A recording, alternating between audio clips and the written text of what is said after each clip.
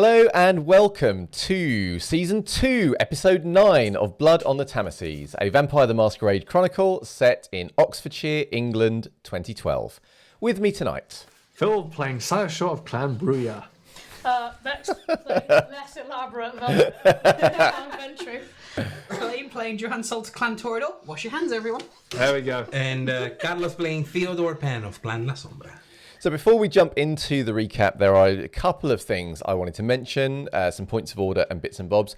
One was that I know this is hard to believe, made an error last week when making the call on how potents impact on damage for melee weapons. It is halved and then rounded up, not down. Obviously, Phil probably now feels horribly cheated. If it's any consolation, it was also horribly cheating Moose and some of the others. But from now on, we will play with that ruling. Also, sorry to cut. That is something that you will probably not find in the main rulebook because it's part of the errata that has come out for V5. Yes. Which is available on the Modifius website for free. Yes. You can get the link and it'll give you a free download from I think it's Drive-Thru RPG and other places. So get it because it's good. So the other thing to mention, those of you who are watching live, I know, noticed this, and I thought it deserved special mention, was that I think last week I broke my hand-waving record in front of the camera, and I also think I might have broken Carlos's as well, which makes me very sad. Thank you so much for pointing that out in chat. Much appreciated, and I will endeavour to wave my hand less in front of the camera this week. So before we get into the session, let's have a recap of last time. So over to the players. So, with the games finally beginning, Silas goes to the athlete's tent to prepare, while Joanne has a special summons from the Herald, leaving Theo and Velvet on standby in case anything happens. Theo deals with Naoto taunting him about Miyuki very effectively. Thank you. Meanwhile, Anne hunts down Velvet and catches in her secret boon. She wants him to make Barnaby fall in love with her. Cupid. Okay, so Silas and Geoffrey proceeded to win their first round bouts, and Joanne had a conversation with Prince Drogo. He seemed to mistake her for someone else. Silas also took his second game, and Joanne tried to find a way to deliver the information that Amanda and Helena had requested of her. And the final event, which is a boat race, which I didn't know it was like a thing between Oxfordshire, It's a Oxford thing. and Cambridge. Yeah, it's a big thing, I had no idea. So for those of you who are not British, let me tell you, it's massive. Yeah. Oh, yeah. And it happens. And even with the rest of the competition crippled in some way, shape, or form from their injuries, it's still a difficult fight for Silas and Geoffrey, who managed to snatch his victory regardless. For his win, Silas and Geoffrey, of course, being carried, are treated to a night of luxury and decadence, a night of depravity in which they have a feast, while Joanne and Velvet leave in markedly different spirits. And that's where we're left at. Great, thank you, players. So one other thing just before we get into the first scene. Silas, as a result of having won the games, your status has temporarily been raised to 2. Only in Oxford, Reading, London and Cambridgeshire. So it's not nationwide or anywhere, but in those domains, your status is currently 2. So the games took place on Saturday the 16th of June. We are going to pick up things on Sunday the 17th of June. So in this session, players, it's going to be quite a lot over to you. We are going to be kind of moving through time as we go. There'll be scenes coming up. I'm aware of various things you want to go and do and people you want to see. So I have that kind of logged in my little diary here as we go. However, if you think of new ideas or things evolve because of the scenes as they play, then do jump in with anything extra that you've got. So the first scene that I want to look at is going to happen on the Sunday, which is a scene with Theodore, because you had arranged a little while ago with a fairly epic display, I believe, of etiquette and being charming, to have a meeting with Sir William. And he will invite you to meet him in a business complex in Headington, which is just sort of to the north of the city. I assume you are going. I am, indeed. So when you go there, it is a fairly clear and cool night. It is very quiet because it's a business area, so by the time you go there, there is nothing and it's absolutely quiet. Are you taking anyone with you, or are you just going yourself? Anything I should know? Just going myself in my little car. Cool. My, I don't know, Corolla Prius. Yes. Fiesta. The La Sombremobile. Yeah. I mean, I'm still struggling to get my resources sorted. So right now is a very cheap, affordable 15th hand car. Sure.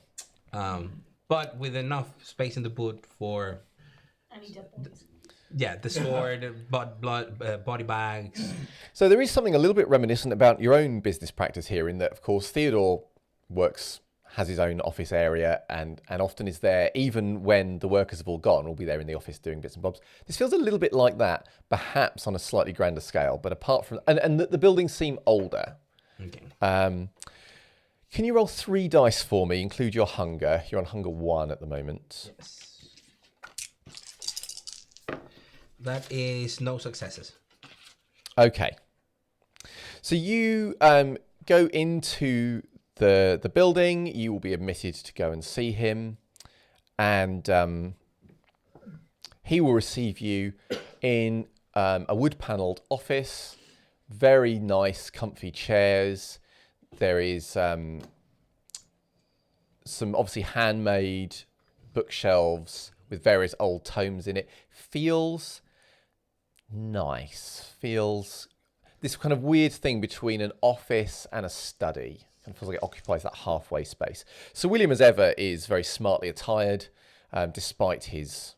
Actually, I should say, when you come in, you recognise him as much by the suit as by his face. He does not look like a mummified corpse at this point. He just looks like a pretty nondescript guy. Okay. You know, in that I know it's him. You know it's him Because of the suit. Yes, because of the suit and where he is and the way he greets you, and the way he moves. But his face looks different. It's hard to remember exactly what's different, but it's definitely not the normal monstrous visage that you're used to seeing. Mm-hmm. And he says, Theodore, do come and make yourself comfortable. Thank you very much for receiving me. He says, and thank you for being patient with the games. I was somewhat distracted. I understand. So, I was a little unclear as to the reason for the visit, but I understand you wished to, shall we say, make yourself useful. Is that correct? Absolutely. It has come to my attention, perhaps wrongly. This is something that I've heard in the grapevine. I believe that's the term. That you could be in need of assistance of sorts. Probably because you have been busy lately. Probably it has been confused. Probably someone said the wrong thing. Well, would it be that I could tell you it was mere idle speculation? However, given that we have collaborated before and you've proven yourself trustworthy, I would indeed be interested in your assistance. I would, of course, offer you a boon for such assistance. Absolutely. As the matter is not only delicate, but also rather urgent. I understand. There have been certain mistakes made by individuals within my employ, such that there has been a dramatic shortfall of resources. I find myself in need of investment, urgent investment, on a number of projects. And, well, I would rather not be seen to be asking for such things myself, or drawing attention to the fact that I have this need. I'm sure you understand. Absolutely. May I ask the nature, top level view of the investments? Is this real estate? Is this security? Well, I'm looking for capital. I'm looking for capital to invest. Capital to invest. Yes. On on a fairly large scale. Things have been lined up for a long time, but there have been some last-minute difficulties. Very frustrating. It does frustrate me sometimes. It feels like, the kind, they get distracted, they lose sight of the bigger picture if you're not there to... He sighs. Well, in any case, I will, of course, send the details to you. Absolutely. This is a delicate matter, but if you could resolve it for me, I would be most grateful. You will see from the information, it is not a trivial or small thing to deal with. And as I say, time, opportunity, they're all critical here. Seizing the opportunity when it presents itself before it disappears. I understand. I will not expect success on this, but as I say, should you be able to help me here, it will not be forgotten. I will, of course, register my approval with the Boon Keeper. Absolutely.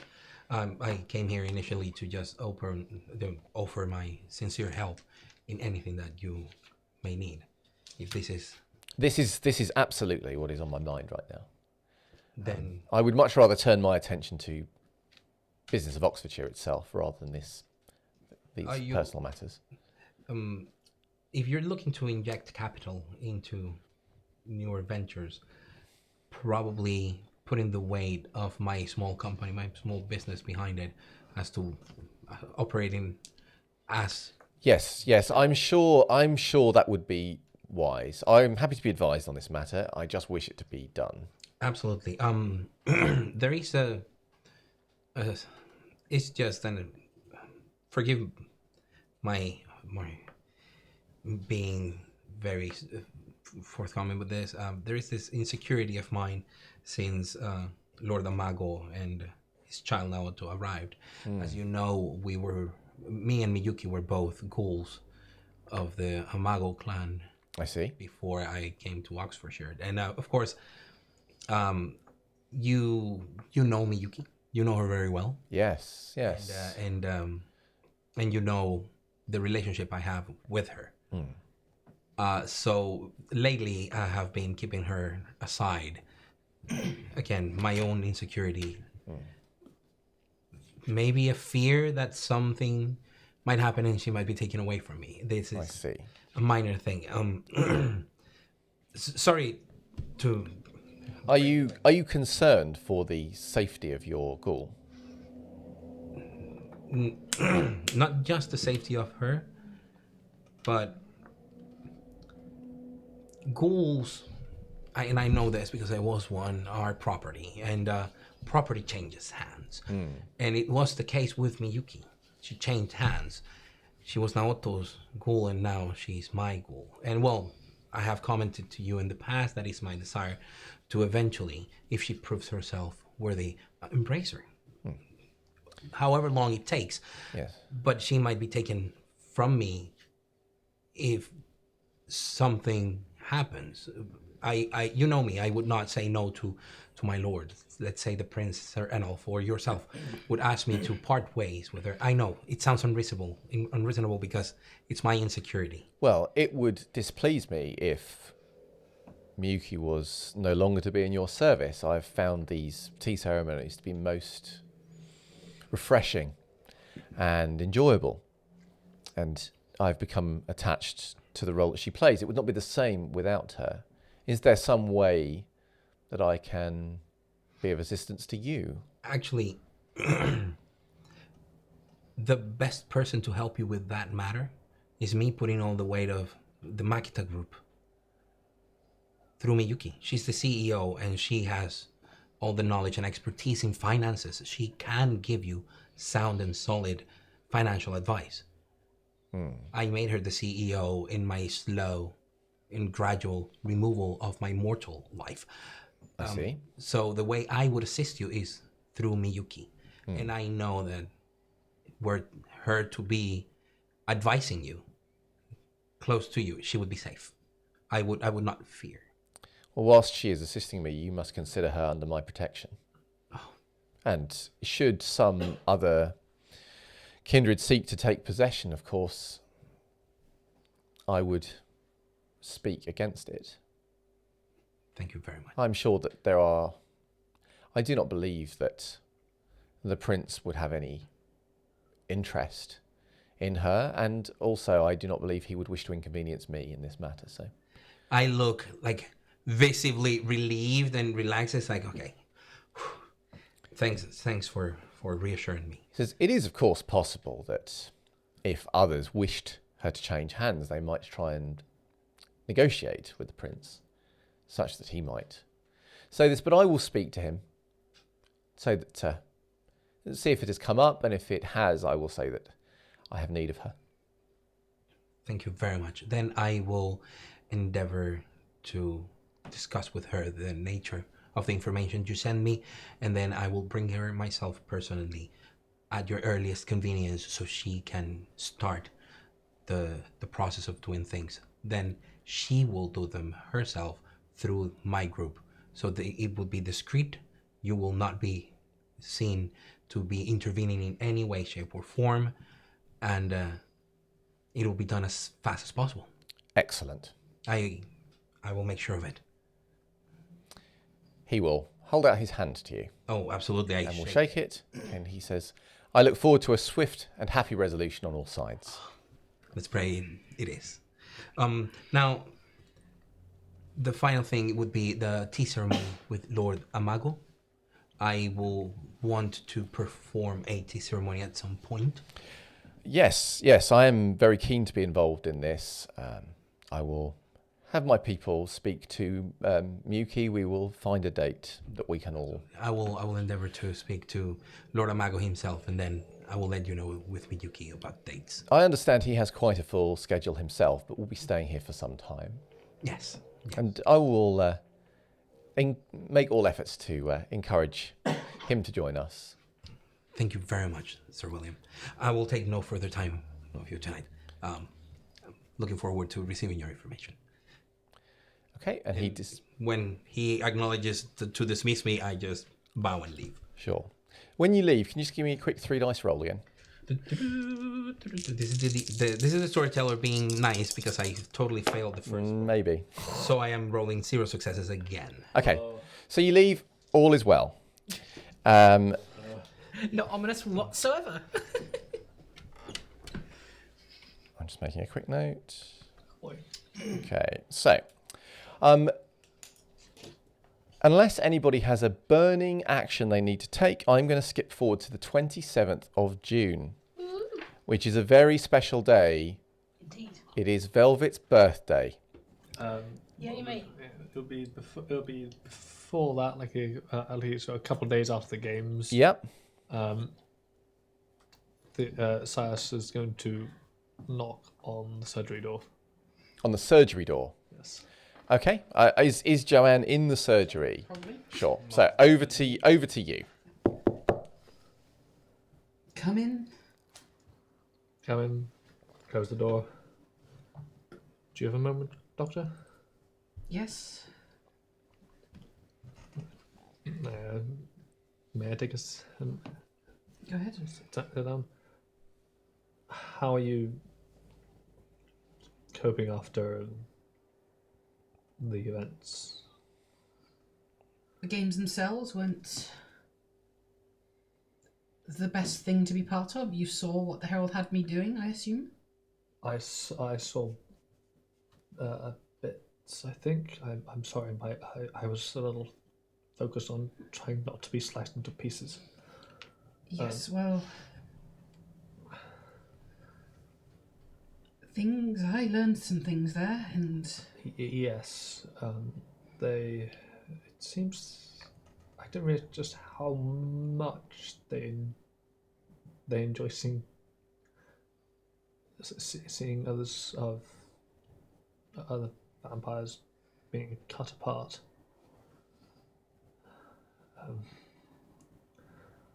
I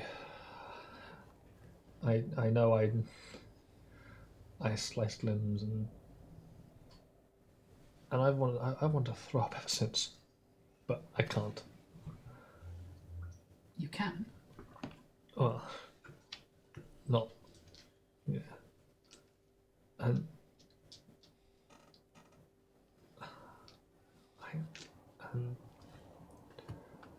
Why did you agree to it in the first place? Finn shoved me forward into it. And I did not know until we were there just how brutal it was going to be. I was not informed beforehand that contestants would be removing limbs from each other. I thought we'd get a bit battered, but that would be it. I don't have a lot to say about this. I'm sorry. Yeah. You're always welcome to come to me for an ear to listen to, but there's not much I can do or say. I tried to distance myself. I know. What was you were serving drinks to? Yes, the Herald had me be a vampire waitress. Oh, bloody hell. Arsehole. I got some good social leverage out of it, though, so... Good, well done. Yeah, I And it sounds like you did as well. yes, I have never been satiated since we've been like this, and now I am, and it's disturbing. How so? The that little constant bit of hunger is a reminder of what unnatural thing we've become, and to not have that. Well, that means for now you're freed of it. Yes. For now, you are you. Yeah. Seize that momentum. Whatever you have planned, there is now no longer a voice in the back of your head telling you to go against it. You are, right now, you are the most you will ever be. Whether that's a good thing in your own head or not, I can't tell you. I think I found out after the games, why Velvet Sire has been knighted and Finn hasn't, as they competed for Oxford last time. So William carried Finn through, as I've managed to carry Geoffrey through this time. It's looking on the up for you then, isn't it? And if I know you're in a difficult situation, so maybe if I try to shine bright enough, I can cast a shadow over you to make your time easier. The help is appreciated, but take care of yourself first. I've got many irons in the fire that I'm working towards. Just take care of yourself first. Let me know if you need help. I will. And Doctor, what we've been through the past few years, you have performed miracles in this room that I am going to remember for however long I exist. What miracles you performed here, with far greater honour, certainly in my eyes, than anything that happened there. This city would disagree with you, but thank you.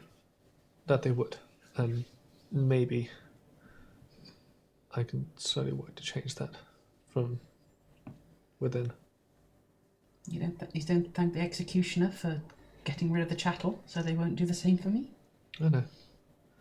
But take care of yourself, okay? You too. Let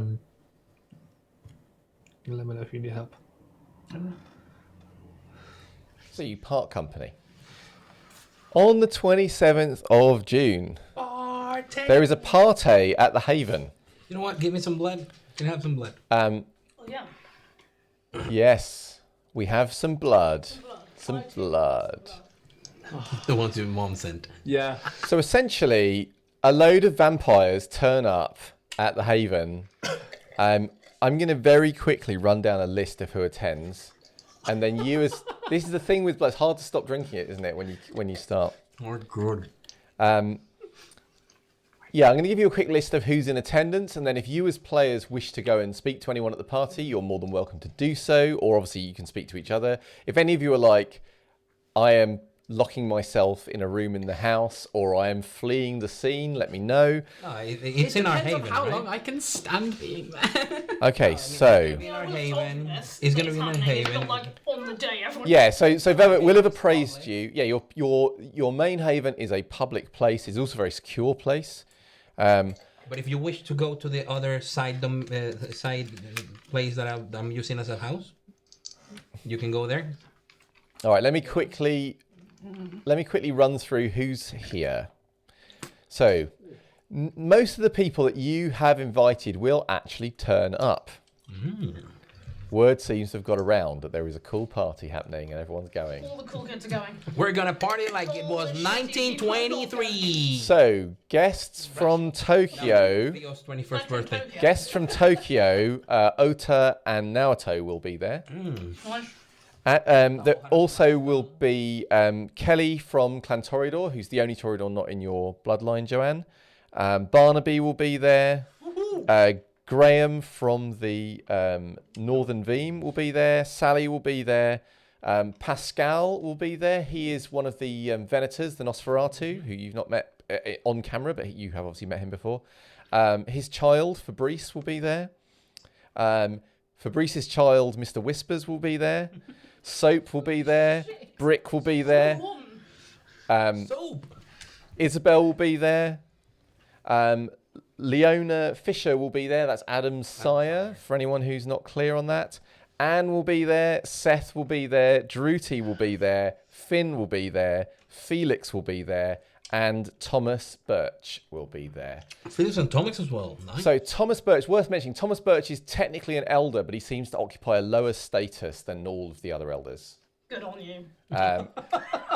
But he nevertheless seems well regarded, but he doesn't hold any positions of office. He's not a knight. He's one of the very few non-knight elders in the city. I would have told you that the surgery is off limits. This is Yes. my space. Okay. The surgery and the war room are off limits, and as well as the garage. Okay. Well, I'm like, if you want to be off limits, you look it up, I guess. Yeah, that's what we do. So But for example, we can party in the tennis court. it is I wouldn't say exactly a full house in that you have a very big house, but it is nevertheless a pretty full house full of vampires. Pascal will have, as you have asked, Velvet, will be organising refreshments for those who wish to have it. Because what's a party without refreshments? Yeah. Point of order, housekeeping thing, by the way. We had a big time jump before the games. Joanne, I should mention, the Thin Bloods, or Norman in particular, will have provided you with a special bag of blood, Excellent. which, should you consume it, will restore you 1 level of hunger. It's the good stuff, because you need the good stuff these days. So, yes, there's a big party. There are loads of vampires everywhere. What is anybody at the party seeking anyone out or doing anything I should know about? I'm going to ask the host first. So, Velvet, is there anyone? I've hopefully just filled my mouth full of sweets, so I can't actually do it. So yes, people I need to speak to are. Give me the first one, Well, or whoever have you I want. spoken to any of these in the time period before? Only if you wanted to. Right. Well, in which case, Let's say you're going to talk to them, unless you want to talk to them before the party specifically. Let's say it's at the party. okay, fine. I don't think it matters. So I'll probably go with Silas first. All right. So, Silas, whilst you're approaching Velvet, you will see kind of an end of a conversation happening between Felix, who, for reference, is Druty's sire, and is also one of Kerstag's children, and he will come over to you and say, "I've said it before, but you probably don't remember. Congratulations." Thank you. He comes over and he will embrace you. I'll. The second time. He's not your sire, it's Felix. And he will hold, you're used to it now, but most people, it's like you embrace, you step back, but he always holds it for an extra few moments until you're starting to think like, And then he steps back. He says, "How are you doing?" I'm pretty fine after that. I imagine you are. Yeah, that was quite something. Is Silas wearing his badge, by the way? Oh, damn right he is. Okay. In that case, he will. He says, "Looks good on you." He says, "This is a good time for you to make friends. Yes. You'll be kind of coming in about this point, Velvet." Okay. He says, "Especially on a night like this." And he pats you on the arm and then starts to walk away. Yeah. He'll nod to you as he goes by. I'll nod to him. Hey, man. Hey, Velvet, how you doing? Yeah, I'm alright. I want to check in and see how you were. I mean, given all that took place a week ago, how horrible it was and how difficult it must have been for you. I mean, the whole thing was just horrific, right? I mean, they had you tearing people's arms off, and how do you even square that morally? I mean, it's not even. I've probably maintaining moving away from main back in the party. I think with Velvet has. Okay, yeah, you can. There's plenty of space if you want to go somewhere a bit quieter. I mean, it's just. I want to see if you're okay. I mean, it's not even like it has any meaning, right? I mean, everything was weighted so heavily in your favor. Of course, you were always going to win. It's not a. I mean, and to go through all of that and then have it be a Pyrrhic victory, I don't even know how to cope with that. Yeah, I didn't know until then limbs were actually going to be sliced off. Sorry, one second. So there is going to be a little part of Silas where. So Velvet has basically just said, you didn't really win that. Yeah. And I'm not saying It was not really a competition. Silas can obviously react however he wants, and that's absolutely fine. The beast, however, Oh shit. you will feel it starting to be like, oh really? Oh really? You don't have to. I'm not saying you have to test against Fury Frenzy yet. I am saying that you feel that kind of that that if someone insults you and you feel that flare up. Yep. You feel that in your body. So back over to you. And that on mine was not an easy victory. It was hard fought. You spent how long preparing for it, and you didn't know you were going to have to hurt people? How is that even possible? I didn't know we were. What did you ask? No questions? I was more focused on making sure I was capable to do the events as best as my capability. I didn't realize we were going to be removing limbs. You know what? The rest of us spent time moving around, making sure things were stacked in your favor. So as difficult as it might have been, what did you expect? This is what happens in a place like this. It's full of hypocrites and tyrants and bullies.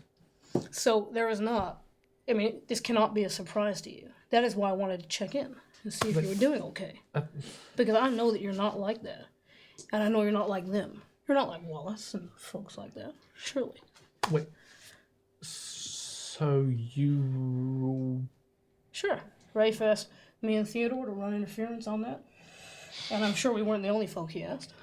But, I mean, what did you expect? This is the place where that... I mean, probably Wallace cheated against your sire. I don't know. Well, yeah, I can certainly see that. Son of a bitch. This is not a place where people have honor. I mean, you know that. You've lived here 10 years, right? Yeah. And I saw you 10 years ago when you killed that dog. I saw the impact it had on you. And now, I can't believe you changed that much, that it's not going to bother you one slightest bit. That you've hacked not just one person's arm off, but many. I was really hoping that dog had been long forgotten. Well, I mean, I've forgotten the dog. People talk about it is all. Just... I'm just saying, man, it's a tough gig you got there. Yeah. He hasn't got here yet, by the way, but you will start to notice an old-looking black man with a white moustache, very kind of gnarled hands, very slowly shuffling in your general direction. Do I know who this is? Yeah, this is Thomas. Okay. Thomas Birch. Yes, Thomas. Is Thomas coming? Yeah, but that was yeah, and even though you say things might have been stacked, things would have been stacked in others as well. So that was. Oh well, right. I mean, if you're good with that and you think that makes it morally sound, I think that's absolutely fine. It's not morally sound. I know. But the important thing is, did you get what you wanted out of it? because I didn't that's get what this sliced to life is bits. about, right? I am not currently regrowing limbs, so So you're better off than everyone else. yeah. Well, that I'm sure when you sit down and reflect on it, the fact that you're better off than everybody else will be the thing that is the moral difference maker. Anyway, I have a party to attend to, so I'm gonna move. I gotta talk to Theo about something. I just kind of it's trying to. What has he been drinking? Who has he been drinking? That was better. So, what's your current willpower? On my current willpower, Yeah. I have 2. Cool. So can you just roll me 5 dice? 5 dice. 4 dice. 4 dice. Shit. Sorry, yeah, 4 dice. That's what happens when willpower between your booyah. It's bad. It might just be a random 4 dice check. Fine. That will be happy critical for 6. Cool. I could have used that roll last week. Well, no, you can use it now. It's pretty good now. Better now. So Velvet's words kind of ringing in your ears. It's hard to. It's not like he said anything. Like it's hard to pick out an exact moment, but there's just something around the vibe of the comments and this idea that there's just a lot of things which just kind of make you angry. It's hard to put your finger on exactly like what it was, but as he's starting to walk away, there is just this little this anger in you that starts to rise, and then, as you say, you're not feeling the hunger at the moment. You are, whilst you're tired, you're still in control, and you just push it down. But it takes you a moment. Yeah, as in, for a while, all you can do is force that rage down. And whilst you're in the process of doing that, Thomas says, "Silas, there you are." Right, Thomas, how you doing? No, you can't speak yet.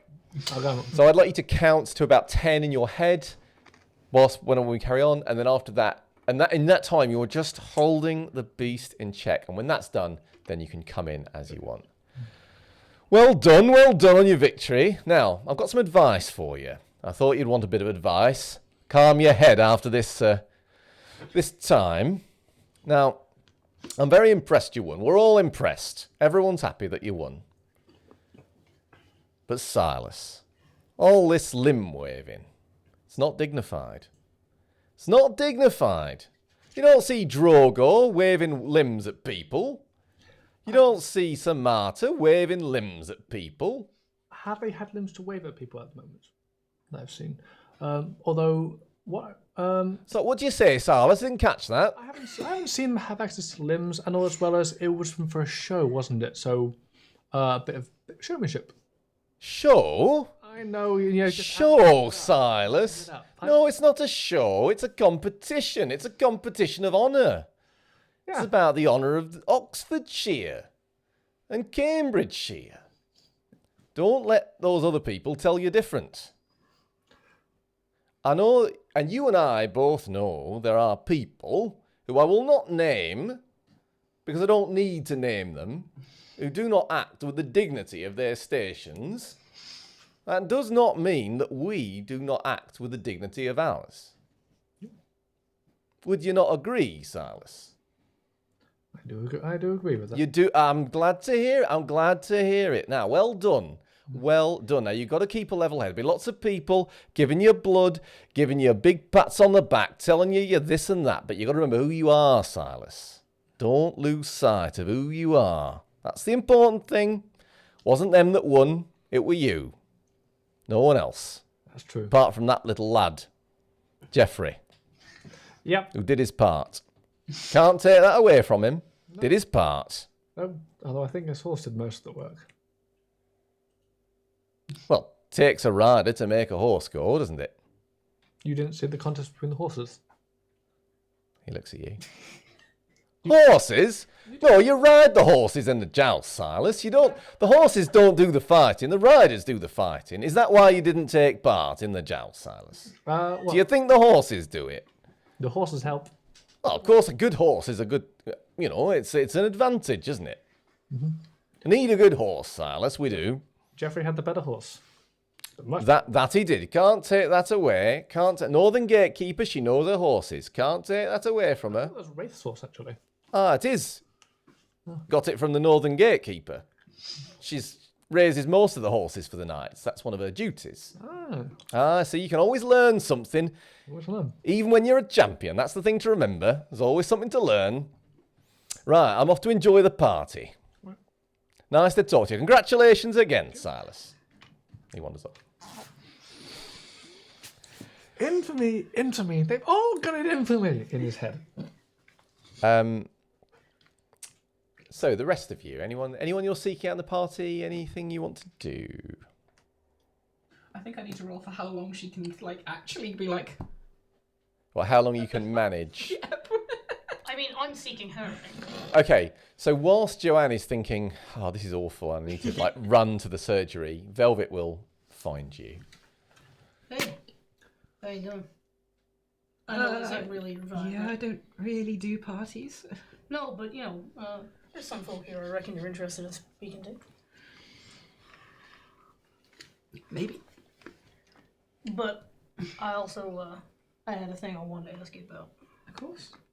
But not here. Right. Oh, that kind of thing. Okay. Right. I mean, wherever.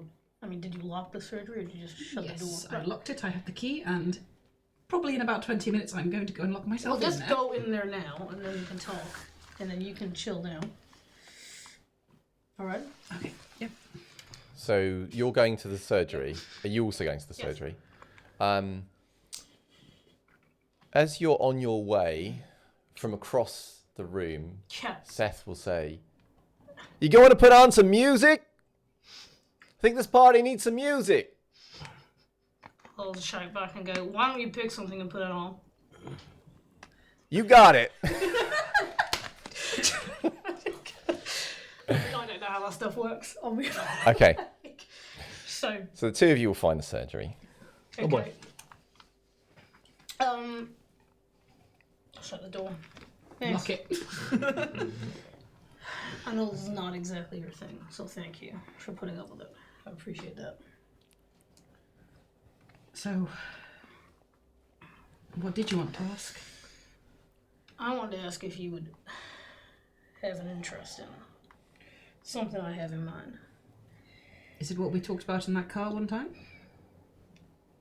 I have no recollection. So many cars, so many chats. That's where she put your hand on your shoulder and went, and when Wallace's time comes, I'll be there for you. If this was the TV show, we'd cut back to that scene, like in black and white, and then. Flashback. So in this scene, I'm the audience and can't remember and need to be told again. Yeah, actually it is. Of course. So, it's about time that I did something about him. But I have a need to get together a group of people who share my view. Now, I know you don't have very much to do with him, but I do know that you have quite a lot to do with the kind of people who he makes it a point to make a point on. Well, my view of him isn't exactly positive either, so... No, I'd imagine not. I mean, you're a rational person, right? So, I guess my question is, because I have some other people who ask about this, and I have to speak to Adam about it. But my question is, in theory, would you be in? Of course. Right. I had,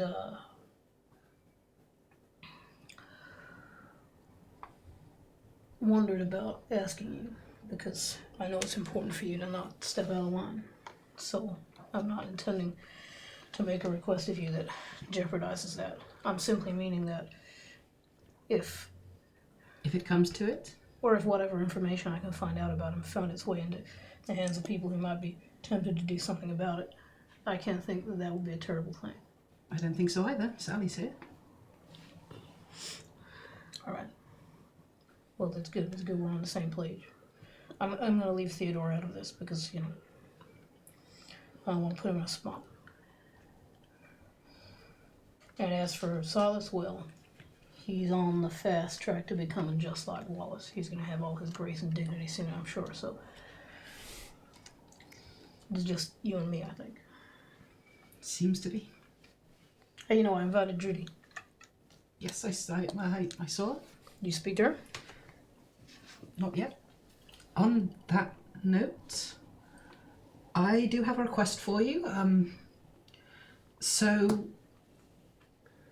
she kind of like shows the necklace and the earrings. Goes, Oh, she's did made. she get you those? Yes, she did, and I made her a matching one in shape of a lock.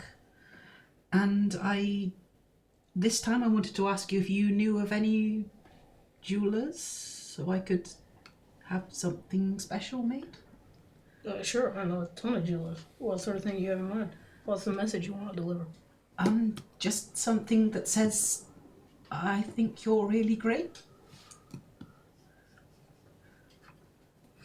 So, did you have a type of jewelry in mind? Yes, her birthstone is a topaz or citrine. Right. Well, you want to set that sort of thing in silver or palladium because it has a softer glow, so it cut. I mean, yes, I can advise you. But, what do you think? Like a bracelet or a necklace? I was thinking a ring. You were thinking a ring. Yes. So, tell me again what message it is that you're trying to deliver. Just because, I might have misheard. So, You're telling me you're ignorant, Theo. They can run that by me again. Something that says, I think you're really great. so you know that, this is just, context we're thinking about. If I bought an animal a bunch of flowers, I've given him one message. But if I gave him a single flower that was a red rose, it's a very different kind of message. Right? I think I follow. So, if you give her a ring, I mean, if that is what you want, I will absolutely advise you, but she might perceive that a particular way. And I think that's great if that's the case, because, I don't know how this works between the two of you. But I just, it's not your immediate go-to for I think you're great. It is your go-to for a lot of other things. Okay. Yep. All right. Well, you know what? I will pick some things out that are appropriate. And citrine is better to go with than topaz. But I mean, assuming you're not going for just outright cost, because topaz will be a lot more expensive. I wouldn't mind that. All right. Well, Whatever looks best. I will sort that for you. Do you want me to get it, or do you want me to just give you some designs? Or... If you can point me in the direction of someone who could make it, I don't know. I don't know how this works. All right. Well, you know what? Leave with me. And you should. You want I should send her in here? Because then you don't gotta come back out. I was going to go out for a little bit longer anyway, so. All right. Well, you let me know if you want me to set that up. And come hide back in here. Okay. Thanks, Joel. Thank you. So you go back and rejoin the party. You'll Yes. probably see that some of the, because I assume there is some music here. Yes. Yeah. I mean. Yeah. That I don't know why I'm thinking like is Velvet someone who keeps like records like vinyl or someone? No, probably not. Okay. I mean, no, wait, hang on. Wait, no, how old am I? 45 for this birthday. So, so yes, probably I do have one. Yeah. Okay, so what you will see is your collection is Yeah. kind of being scattered as Seth is going through it, trying to find something appropriate. And your location is like, never even heard of these people. And then and it's on. I'll make my way over. So you go over and assumably start to rescue the situation. All right. Anyone else? So Theodore, hello. Otta-san, genki desu ka? How So- are you, Otta? He says, "Oh, very well, very well. So, are all parties in Oxford like this?" No. He smiles. Ah, Have you enjoyed your time here in Oxford? most enlightening. Excellent. I am just chatting with him in Japanese, so he feels. Okay, so he will chat to you in Japanese. Are you beyond sort of just a nice, pleasant chat? Is there anything you're trying to kind of ask him about or talk about? Or are you just sort of- have a couple of questions, but it's a curiosity of the Tremere and Tokyo. Okay. So I must confess I never met a member of the Tremere when I lived in Tokyo. I had seen maybe one, I think, from a distance, but we don't have that many around here. He says, yes, it is most strange. This is unlike all other cities in But England. the Tremere were well praised. I mean, fair, the Ventru were the ones sort of keeping the city in order, but the Ventru was the strongest bastion of the Camarilla there. Everybody knew that the Ventru were working together with the Tremere for the Tremere. Yes, we have very good relations with them Yeah. and are well regarded in Tokyo. Yes. Yes. And in many places in England. I didn't know that. I had heard that the one in Tokyo is probably one of the Tremere clan. Your presence there is one of the most important Yes. in the world. Yes. So that would make sense as to why me as a ghoul could have heard of you. I don't know where's the first one, the most important one. He he looks down briefly and then back at you and says, "It is best to consider Tokyo the most important of our." Oh, so the one that fell in Europe In Vienna, was that the main that was our greatest chantry. Yes. chantry? That's a curious word for it. Is that like the place your haven, your domain, your conclave? Yes. Yes. All of those things. It serves many roles. It is a shame that Oxfordshire does not have the presence of our clan, and then these terms would not be strange to you. Perhaps things will change. And if not, perhaps you would visit one of the other domains. I would very much like to learn about your clan. I mean, I have had the odd conversation in which I must confess I felt a little awkward because having lived in Tokyo for so many years, my contact with kindred was reduced to Ventru, a few Toreador, and the odd Gangrel and Bruya, but never in a capacity other than a ghoul. But being unable to speak about the clan and the city. Yes, Theodore-san, you and I, we have a shared interest. Yeah. Ken. Call me Ken-san. Ken-san, then. We have a shared interest. You wish to learn more about the Tremere in Oxfordshire, and so do I. He says, but my attempts to meet with Cheng Li have been unsuccessful. I have only met with her once. Maybe 10 years ago. You serve as part of a group, a Veeam, within Oxford. I do. Do you ever have the southern... good, then I'm glad we are speaking. Do you ever work with her as part of your duties? Very rarely. Usually our lord, If... Sir Hulda, is the one who engages with her. Usually not directly. I have engaged with her on occasion. Oh, you have? Perhaps if... should you find a reason to call upon her, it might be that I could assist, and she and I no doubt would converse about the ways in which to make an approach and the manner of our clan, and perhaps you would be able to learn more about us, and I would be able to learn how she is and the practices here.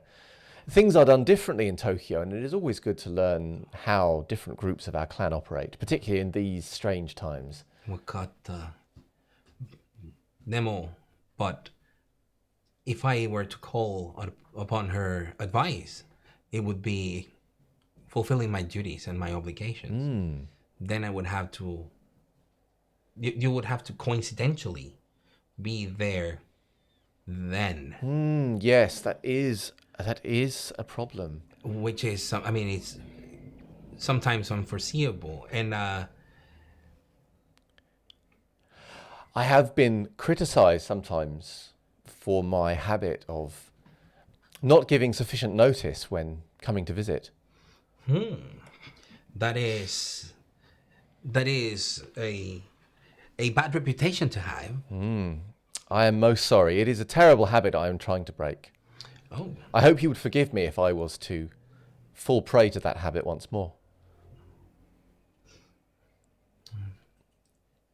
and I would assume you would be very grateful for the opportunity that talking. It would bring me great joy to speak with her. And I am sure that she and I would converse long about matters of our shared house, and I am sure there will be many opportunities for learning on all sides, should one happen to be present at that discussion. That sounds like an immense amount of joy and appreciation. It would be a wonderful thing to be part of. Oh well. I'm trying to be very politely Japanese style. Yeah. Yes. Yeah. Perhaps we can discuss appropriate times for you to be inappropriately summoned. Yes. Perhaps we could. And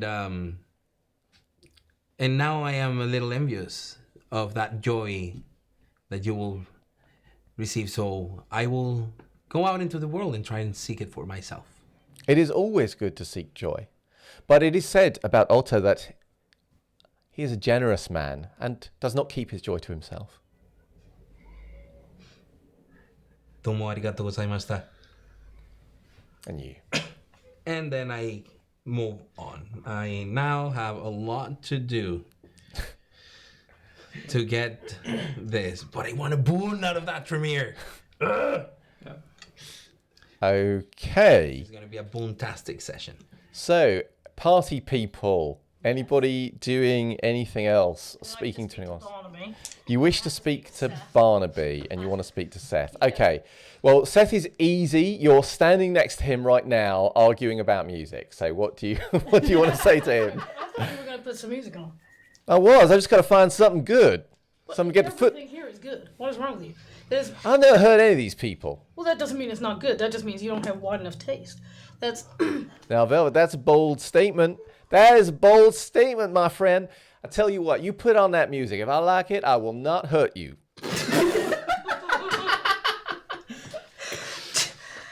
what is the thing?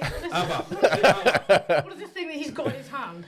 I mean, I mostly like country music. It'll be something country, yeah. Fine, then I'll just take it and put it on because I have faith in the stuff that I like. Faith Hill. Yep. Okay, let me... Hey, it's not a bad one. Okay. Tim McGraw. Yeah, Tim McGraw. probably, yeah. So the music comes on. I mean, this should be familiar to him. He frowns. Oh, it depends on his age, I guess. And then you notice his foot begin to tap. And he says, well... Did you put it there? You know, that's not bad. I told you. And that is, a lot of this is good stuff. But, we'll leave it on here for now. Hey, listen, while you're here, can we talk about something else? As long as it's quick, I want to dance now. Well, I don't know if it's going to be quick. I don't know what you're going to say. Well, it's going to be quick. I'll tell you, my reply will be quick because I want to dance. What do you want to say, Why Vel? don't you dance and I'll come back and talk to you another time. Well, now I want to know what you're going to say. I can't dance when I don't know what you're going to say. Well, in that case, I guess, you know what? I need a drink. So why don't you come with me and we'll do that. Now you're talking my language. So I'll take him somewhere that's not among a load of other people. Okay. Which probably the rest of the party goers will thank me. Okay. He will say, we're going away from the music, Velvet. What are you doing here? What are you doing to me? You put on some good music and then you take me away from it? Yeah, I got What kind of a gentleman are you? Well, that is an interesting question. Do you need to... He laughs and pats you on the back when you say that. I like you, Velvet. You're funny. I wanted to to talk to you about what happened in the garage. Oh, you feeling okay? You getting urges again? What? You struggling again? No. I just I want to ask you.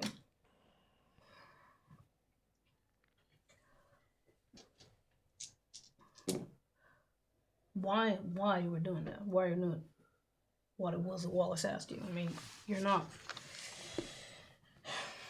I don't see what your stake was in that. I don't see why you care. Now, you're asking me about Wallace's business? No, I'm asking you about your business. My business? Well, You were doing that. I'm gonna guess on his behalf. can't. Well, I was. You're not wrong there. I did not. But you're not a guy who follows the rules, right? So I don't get why you do this if you don't have anything invested in it. Well, I do follow some rules, Velvet.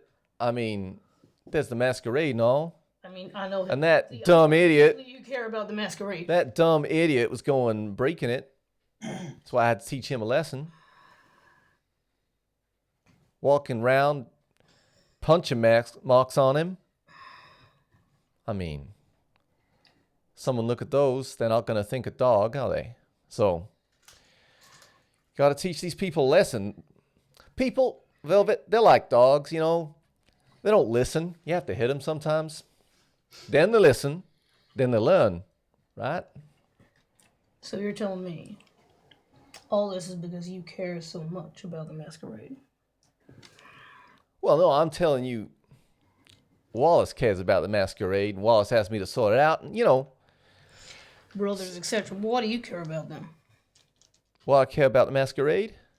Not that. I mean, just in general, what do you care about? Because, What do I care about? Wallace don't seem as similar to me, so. Well, You're different folks, right? I mean, he can do this stuff himself, right? He beat on me enough, so it's in his power. he beat on you. Sure. You must have not been listening. Oh, I listen real good. Well, What I mean is, if he wants to beat on someone, he can do it himself, but he didn't. He chose you to do it, and I want to know why. understand he had another matter to attend to. He said you've gone a bit off the rails. Said you lost your way, needed a bit of guidance or something. I'm not big on guidance, but I'm quite big on hitting people, so... Does seem to be a forte of yours.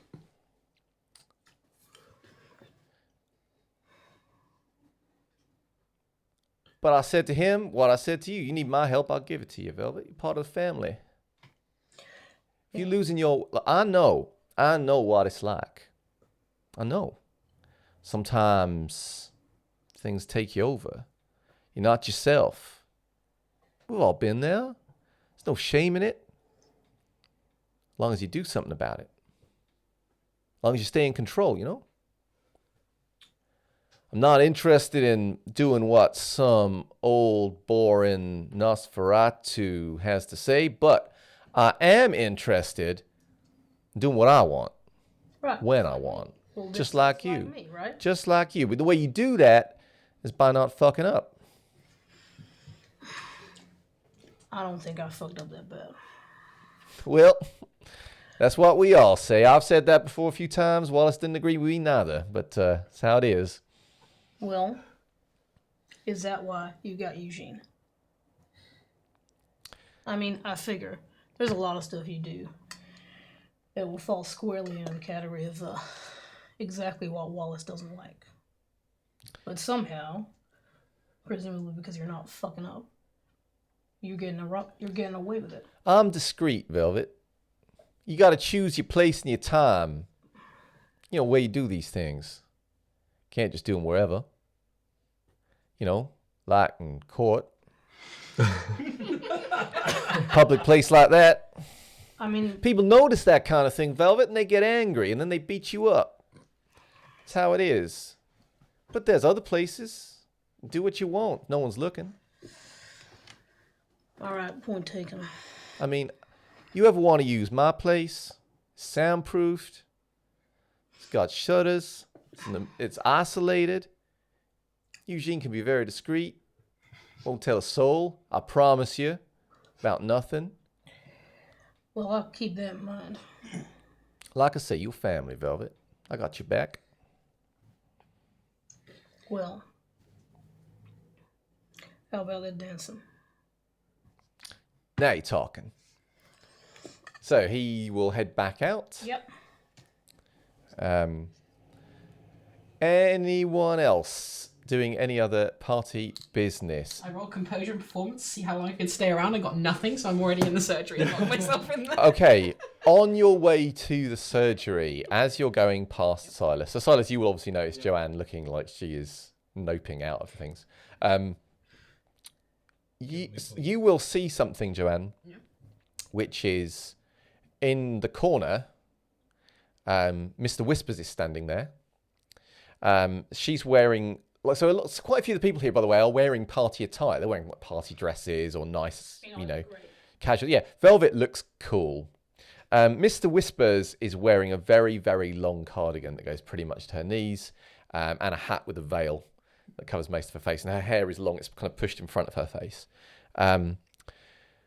But you become aware. You think she's been there, has been standing there a while. But as you're first going past, you don't see her, and then it's almost like some part of your senses begin to attune to it in the way that you've been practicing, and suddenly you can see her there, and she is staring slightly longingly in Silas's direction. It's a love story waiting to happen. Look over her and be like, Okay, so after a while of looking at her, she doesn't notice you, actually, straight away. It's how obvious you being? I think not very obvious, but kind of just like a, why are you just sitting there? And then after like a minute, she goes, Okay. and just goes. If you just pass me at this point, do I notice that? You've noticed her. You notice her stare at the wall. You notice her stare at the Looking corner. wall. You can give me wits, Nothing. and you might get a crit win, I suppose. A crit win to notice a crack in the wall. Yeah. Oddly, the shape of Abraham Lincoln. No. That's it. He's not No. going to look at Mr. No. Whispers no matter what he does. What are you looking at? One of your friends? I don't get me involved in this. I'm going. Creepy as fuck. I was looking away. So I was like, what? So, Whispers. yeah, it's a bit like that. So the party will progress. You're trying to find Barnaby. Yes. How Barnaby is tricky is in that he's not like standing out in the middle. I kind of like, if I, at whatever point I see him during the course of the evening, I will. grab him, yeah. Sure. And obviously I'll speak to Naruto. But, I mean, that doesn't need to necessarily. Sure. No. So now turn Barnaby. Silas. I'll be having a quick word with Finn. So Finn. Small talk, but I do especially want to talk to Soap. Yes. Up on her because we were on the same, Yeah. we were presented the same day. How's she doing? Also, because she helped with the whole thing. So she'll have a chat with you. I mean, unlike Amenable. your Coterie, she's not been assigned a task. She's definitely seen as lower status. She is a citizen, but scraped in over the line and kind of remains in a lower tier status-wise. But she's fine. She will have a chat with you. Still has not been assigned Look, any status. she- Any role within the city. She doesn't have any kind of role. So you're part of the Northern Veeam. She is not part of any of the Veeams or any of the Coteries or any of the things. She's currently just sort of. She's occasionally given odd jobs, but she's basically left to her own devices. Would you like me to put a word in with Sir Hulda? I mean, last time you looked for information, and that allowed us to get Robert Weston. That would be very kind of you. I still owe you for that. Yes, please.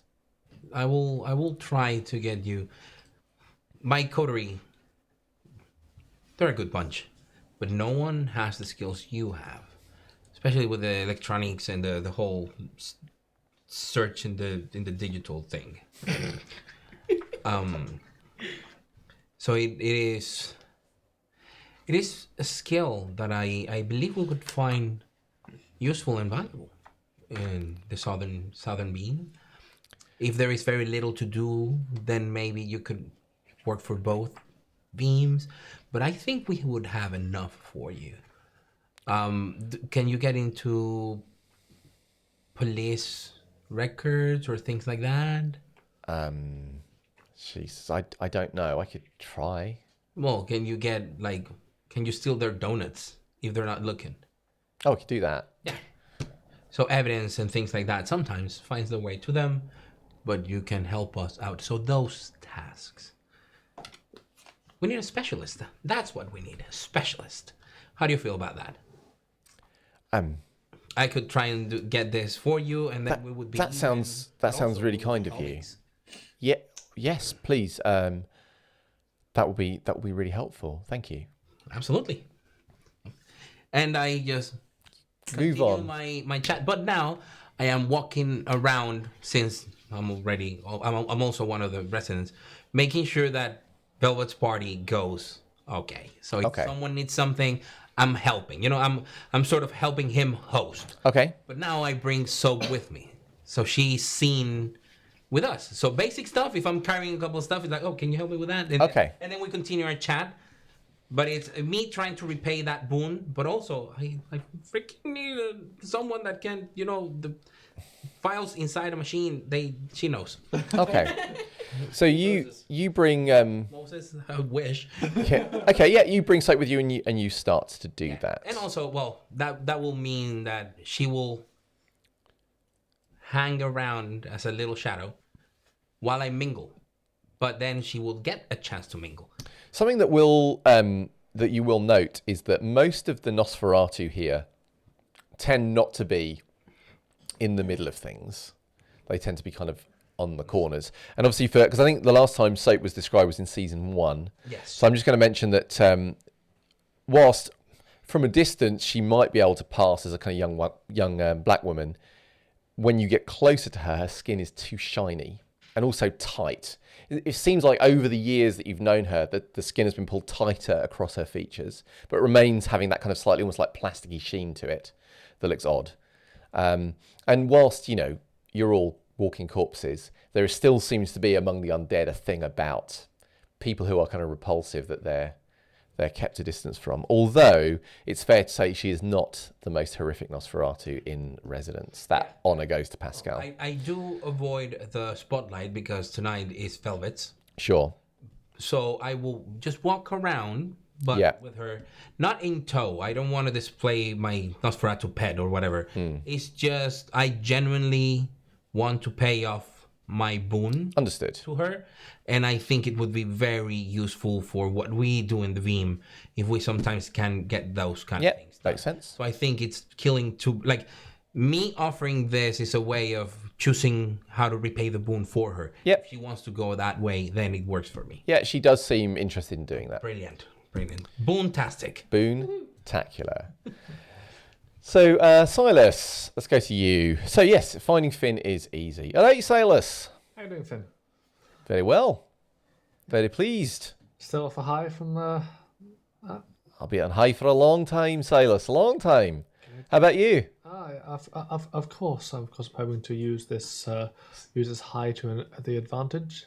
Sounds like you've got a plan, Silas. Mm-hmm. He leans in. What's your plan?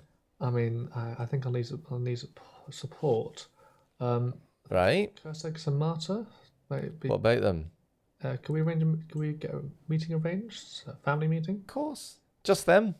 I think just them at this point. Right, I'll sort it out for you. Thank you. No problem. And then he'll he'll chat with you, but that's assumably there. I'll basically spend most of the rest of the party again mingling. Yeah, and it's easy mingling because nearly everybody comes up to say, because obviously they saw you at the games, but you were removed and you were with the elders and the knights, and this is like nearly everybody else. So you will have lots of people congratulating you and making a point. Yep. Maybe so. Because making sure a big velvet for it tonight, but maybe sort of a little underneath. Patient, which maybe getting a little following for hopefully for future endeavors. So you're trying to win people over. A little bit, yeah. Make friends and influence people. Yes. So I think I Get your minds out the gutter. would like, if your goal here is just to kind of just be kind of cool, and you can tell me if you got a different approach or pool in mind, but I'm going to assume this is going to be charisma and something like either leadership or etiquette. I will go with charisma and etiquette. Cool. Would anything else apply to this? What have you got in mind? Looks. Not for this, because there's too much variety of people, because it's a generic role, but your status will apply. Okay. Just one die, because you've only got, if you like, on average, one die over a lot of the people here. So Yeah, that would be one. not everyone. There's quite a lot of status 2 people here. Yeah.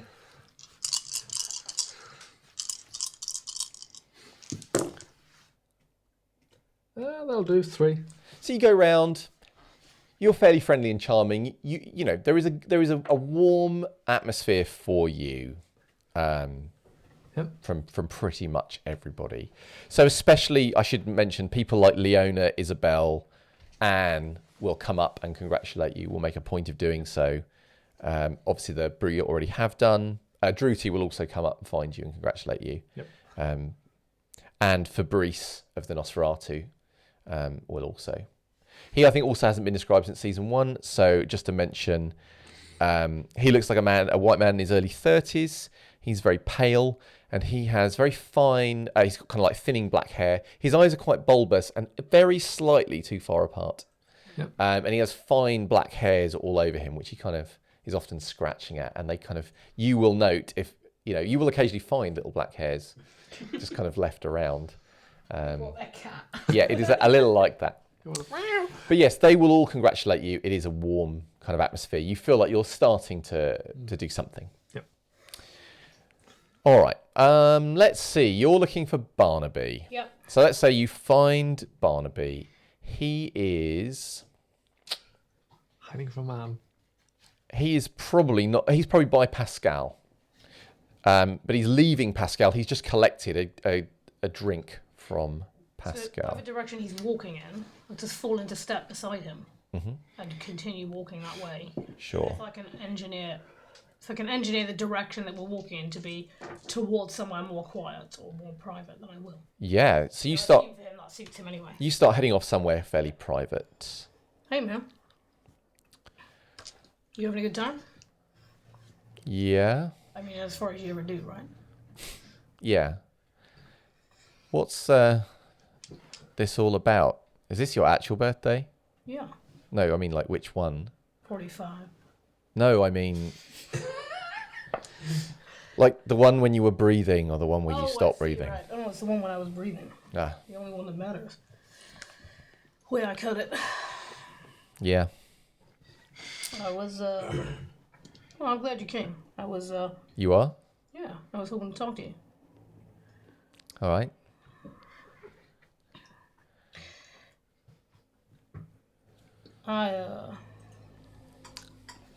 Well, I've been in this life, 10 years now, and seems to me that pretty much everything about it is horrific, and nothing about it changes. He raises his glass. You will note there is not blood in his glass. There is Ribena in his glass. Okay. I'll say. Do I have a glass? Yeah, you can. Yeah. Ribena is not in every country. It's a Black drink. It's a blackcurrant drink. Yeah. Sugary drink. It's a sugar drink. I'll say, but I had been given some thought to how to make it a little bit less horrific. And I thought you might want it on that action. All right, you got me. Go on. Well, it strikes me that Sir Wallace is a cock. He will raise his cup. I'll say, and that there's an awful lot of people who suffer as a result of that. And I count myself in this. Now, you might say that is to be expected after all, He's my sire. Why on earth would he be reasonable to me? But I'm done with it. Because I can't get out of here. I've got to live in this place for goddamn ever. So, I have it in mind to do something about it. And I was wondering if that was an appealing idea to you. Well, I mean, it's an appealing idea. Right. But you just said you want to live a long time in this place. Oh, there's ways of doing this without... there's ways of doing this without getting caught. So... Because I have a long time. I'm interested in seeing something shitty happen to him. Right. But I'm not interested in getting any more shit on me than I've already got. That's perfectly reasonable. I'm not interested in that either. So, You or me. have you got something in mind? Yeah. I mean, my thinking is that one of the things that lets Wallace behave the way he does is that he has a higher status than people here. Yeah, being a knight does help. Yeah, if he lost that, or even tarnished it in some way, which seems to me like if I can find out the right buttons to push in the right order, then he might well do that. So, part of my intention in this is to find out what those buttons are. So I need people to give me information. People he doesn't care about, who he's not going to notice. People who have access to things. See, problem with Wallace is he does notice me. That's the problem. He pays attention. That's why he's dangerous. The others don't give a shit, but he does. You know, I spent the last 10 years doing things right under his nose that he didn't notice. I get stuff past him. I guarantee it. So I appreciate you don't want to draw attention to yourself. I understand why. But I'm telling you, it can be done. He is not so great as he thinks he is. So I'm still interested, but I'm going to need something, more than just, we'd be really good at this.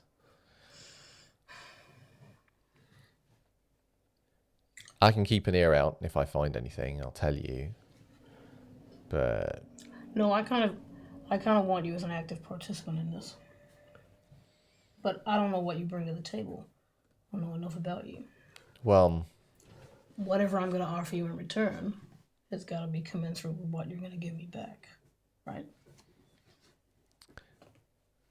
Well, funnily enough, I was going to ask you for a favour. Oh? Yeah, I've got something coming up, and I might need a place for someone for a while. I mean, we always have people here. It's like a thing. Yeah. So if you could maybe put them up. What is your thing that's coming up, and who is this person? Well, they're a kindred, but they're not recognised here. Right. But they might need a place to stay for a while. There won't be any trouble, but... That's what everyone says. It's always hard because he's wearing so much makeup, but there is maybe a flicker of guilt across his face or something, as if, yeah, maybe that's true, something. I'll say, I mean, Velvet's quite perceptive, so yeah. You'll pick that up off him. Insight 3, yeah.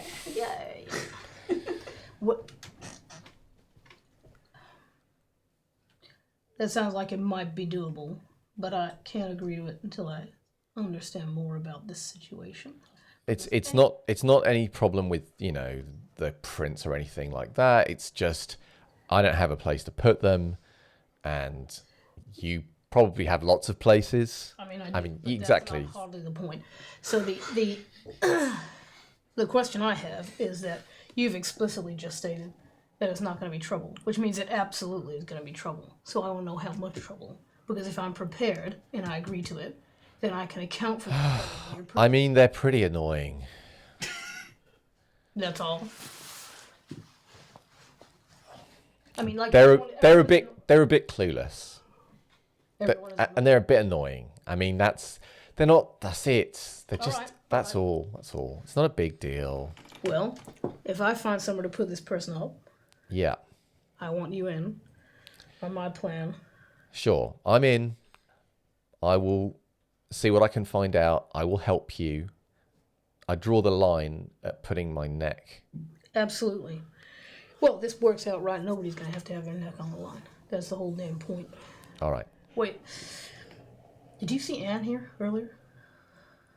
Yeah. What's up between you and her?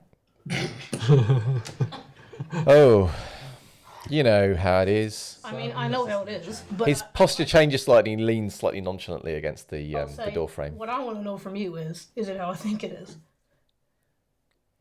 Well, I mean, despite my appearance, I'm not a mind reader. She is bending my ear about this shit, and I need to know from you what it is between you two, or what was, or what is.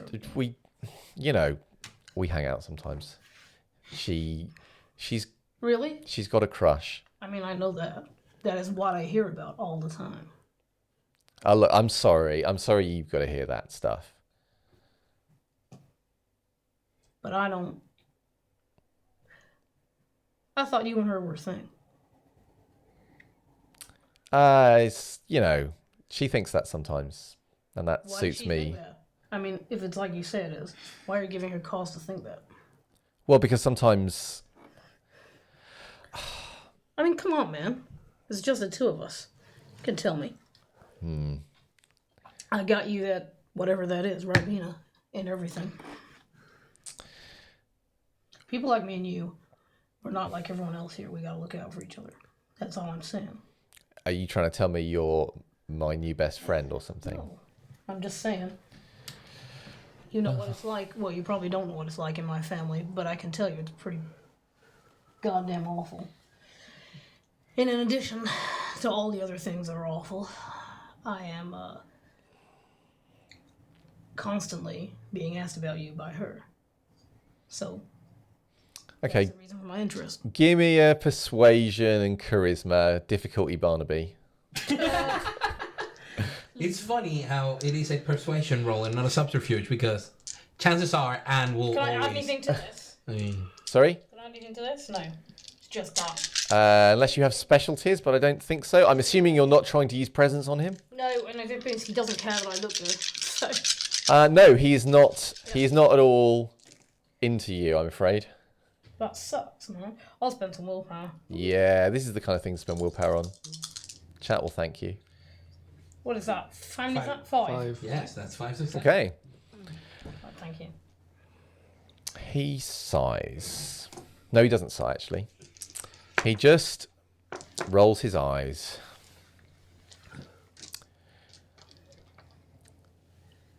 I was in a pinch.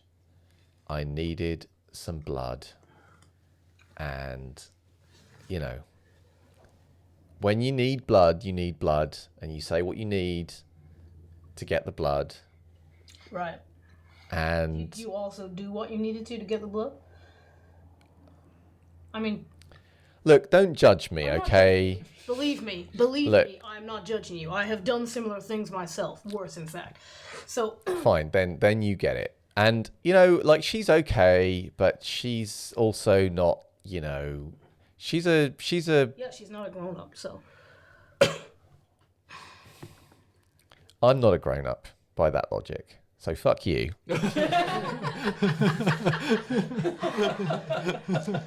Point taken.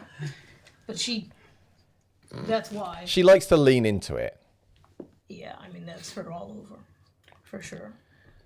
All right. Well, that is good to know. Thank you, man. I mean, if you want me to, talk to her or something, I could, I suppose, in return for putting up this person that I know on a sort of, like for like Well, that basis. like it would be a great idea. Here, I mean, you could get it over with now and then, Yeah, but it hasn't started yet. So when you're doing that thing for me, I'll start doing that thing for you. Because if I can have another couple of nights of peace, I'm going to take them, okay? All right. Wait, do you have cab fare home? I just hand him like $50. He says, you know, you're all right. I'll see you later, man. Yeah. So he heads off. Yeah. Oh, we should take a break. Oh, yeah.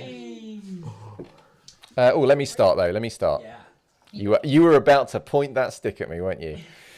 So there is only 1 week until we have our giveaway for this. 1 week. Next week. 1 week. The Herald's coin. Focus suffers. No, it's a great camera. It can handle it. So if you would like to win the Herald's coin, all you have to do is support us on Patreon or Twitch. If you're already doing that, congratulations, you're already in. If you are not doing that, then you've got 1 week to start supporting us. And if you persuade someone new to come along, then they will get you an extra chance for yourself, as well as them, of course, being able to win as well.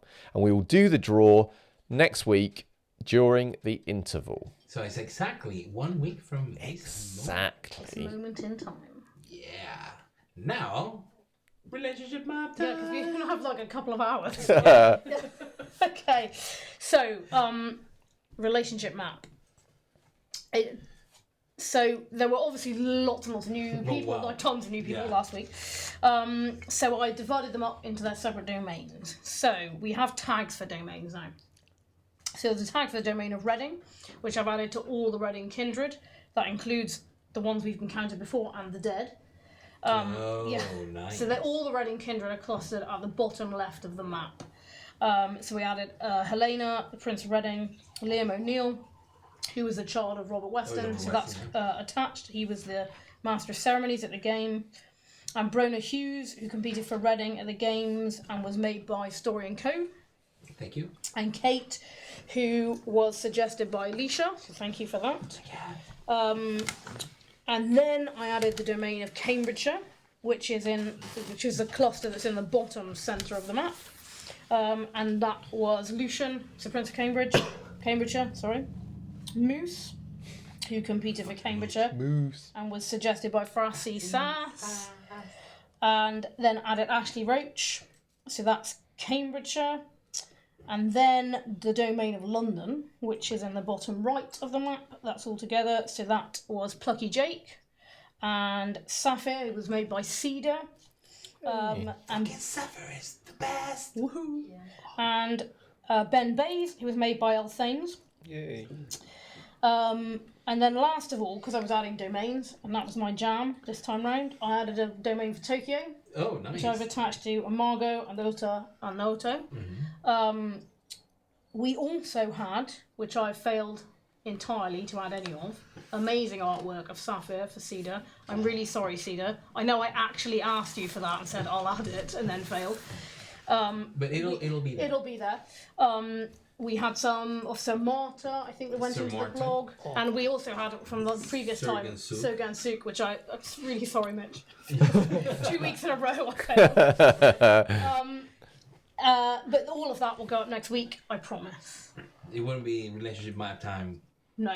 if it were flawless. I think, yeah, exactly. I mean, that's the that's the map. I had like a mini bit of a change around, but it's more broadly as was. So that's the relationship map. All right. Thank you very much. No worries. Any other shout-outs? I don't think so. Do we have... Well, shout-outs to Kasira64 for sending that blood because it's really good. Do we have any questions, Callan? Oh, we have plenty of questions. Here we go. First up of Lane, what's with the crown? So I was in Burger King earlier, and I picked up one of these, and I thought, haha, it matches my shirt. I'm going to wear it on stream. Completely as a joke. And then I just did it, and now it's on my head. I do like the idea of Joanne having a rebel whopper. I like the idea of Joanne having a crime. Yeah.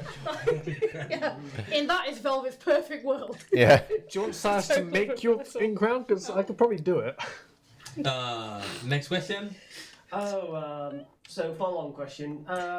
If you got to meet anyone famous that is alive, who would it be and why?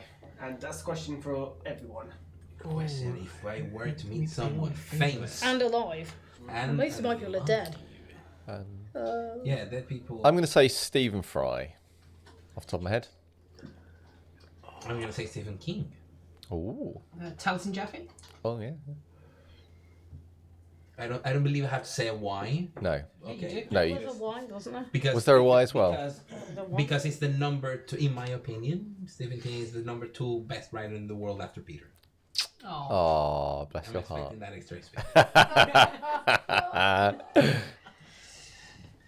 I'm going to go with Patrick Stewart. Oh, yeah, Oh, cool. wait, I already met him. I'm going to go with Rick All right. Yes. With who? With who? Rick Berman, who was the guy who kind of took over Star Trek after Gene Roddenberry, for people who care about that deeply like me. Yeah. I mean, how the hell do I narrow this shit down? Flip a coin. Roll a dice.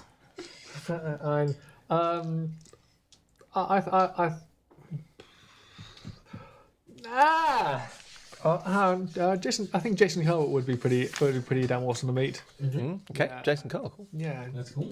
pretty awesome to meet him. Next. Okay, so everyone in the chat loves you, Peter, and Aw, they want to know thank you. if you could wave at them. Yes, hello, chat. Lovely chat. Yeah, To be honest, I'll... I actually think that what they want is for you to wave in front of the. Oh. Oh. Oh. Oh. Your number. Well, because obviously this is Callum week, and Callum is a good tech ghoul. He has set the camera up such to make it much harder for me to wave in front of it because he's looking after me. But as you've asked, hi chat, you monsters. Yes, they all want you to break the record again. Hello. Okay, so they want to get a Dutch tongue twister, which I cannot pronounce the suggestion they have, but I do have the wonderful Kirsty here. Yeah, could you Well, please? I don't think there was a specific one in the chat. Yeah, it's this one here. Oh, that's actually German. Okay. Yeah. Looks German, so I can try. It says Blaukraut bleibt Blaukraut, Braukleid bleibt Braukleid. So German is difficult for me to pronounce. Yeah, I pass. Well, I would like to thank Kirsty for saying that on our behalf. Good work, Kirsty. You're a star. Thank you. See, Kirsty did it. Woo! Kirsty saved us all. What a hero. Horrible. On behalf of the staff and crew and cultural aggregates, such as our assistant tech ghoul, we have done it. We have succeeded. Any more for any more, Callum? You didn't answer the question, guys. You didn't say that tongue twister.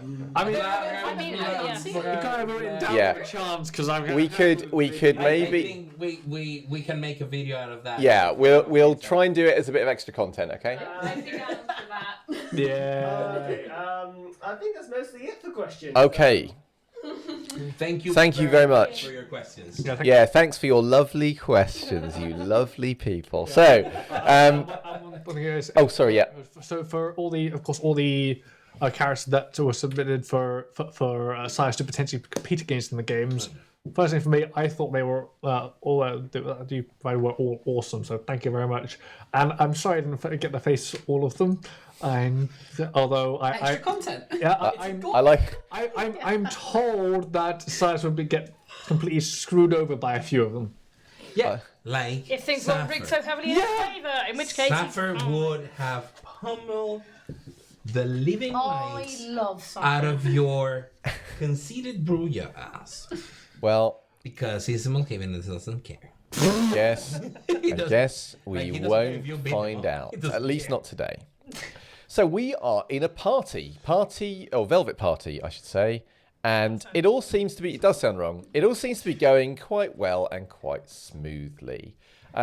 Is there anybody who wanted to talk to somebody at this party who has not yet found the relevant person before I... I will have a conversation with Isabel at some point. I like Naruto, but that's not like us going out, that's just... Naoto will just be like, when are we going out? Yeah, I mean, I'll just arrange the time with him. Perfect. So you set a date to see Naoto? Also avoiding me because I'm walking around. It's weird, you haven't really seen much of him. Okay. Despite, unless you're hunting him down specifically. No, but if I run into him, No, it's weird. You don't run into him. Okay. Strange. very strange. It's odd that he would leave Ota alone all this time, because I mainly might be standing in that general area. Also, I would come back at some point to tell Ota about. I've thought about it, and I believe there is something currently in which probably her assistance might be needed. I will ask Sir Hulda to make the arrangements, but discreetly. He says, good. And I will try not to get in the way. Thank you very much. It would be very, very annoying if people were to know you were coming to see me.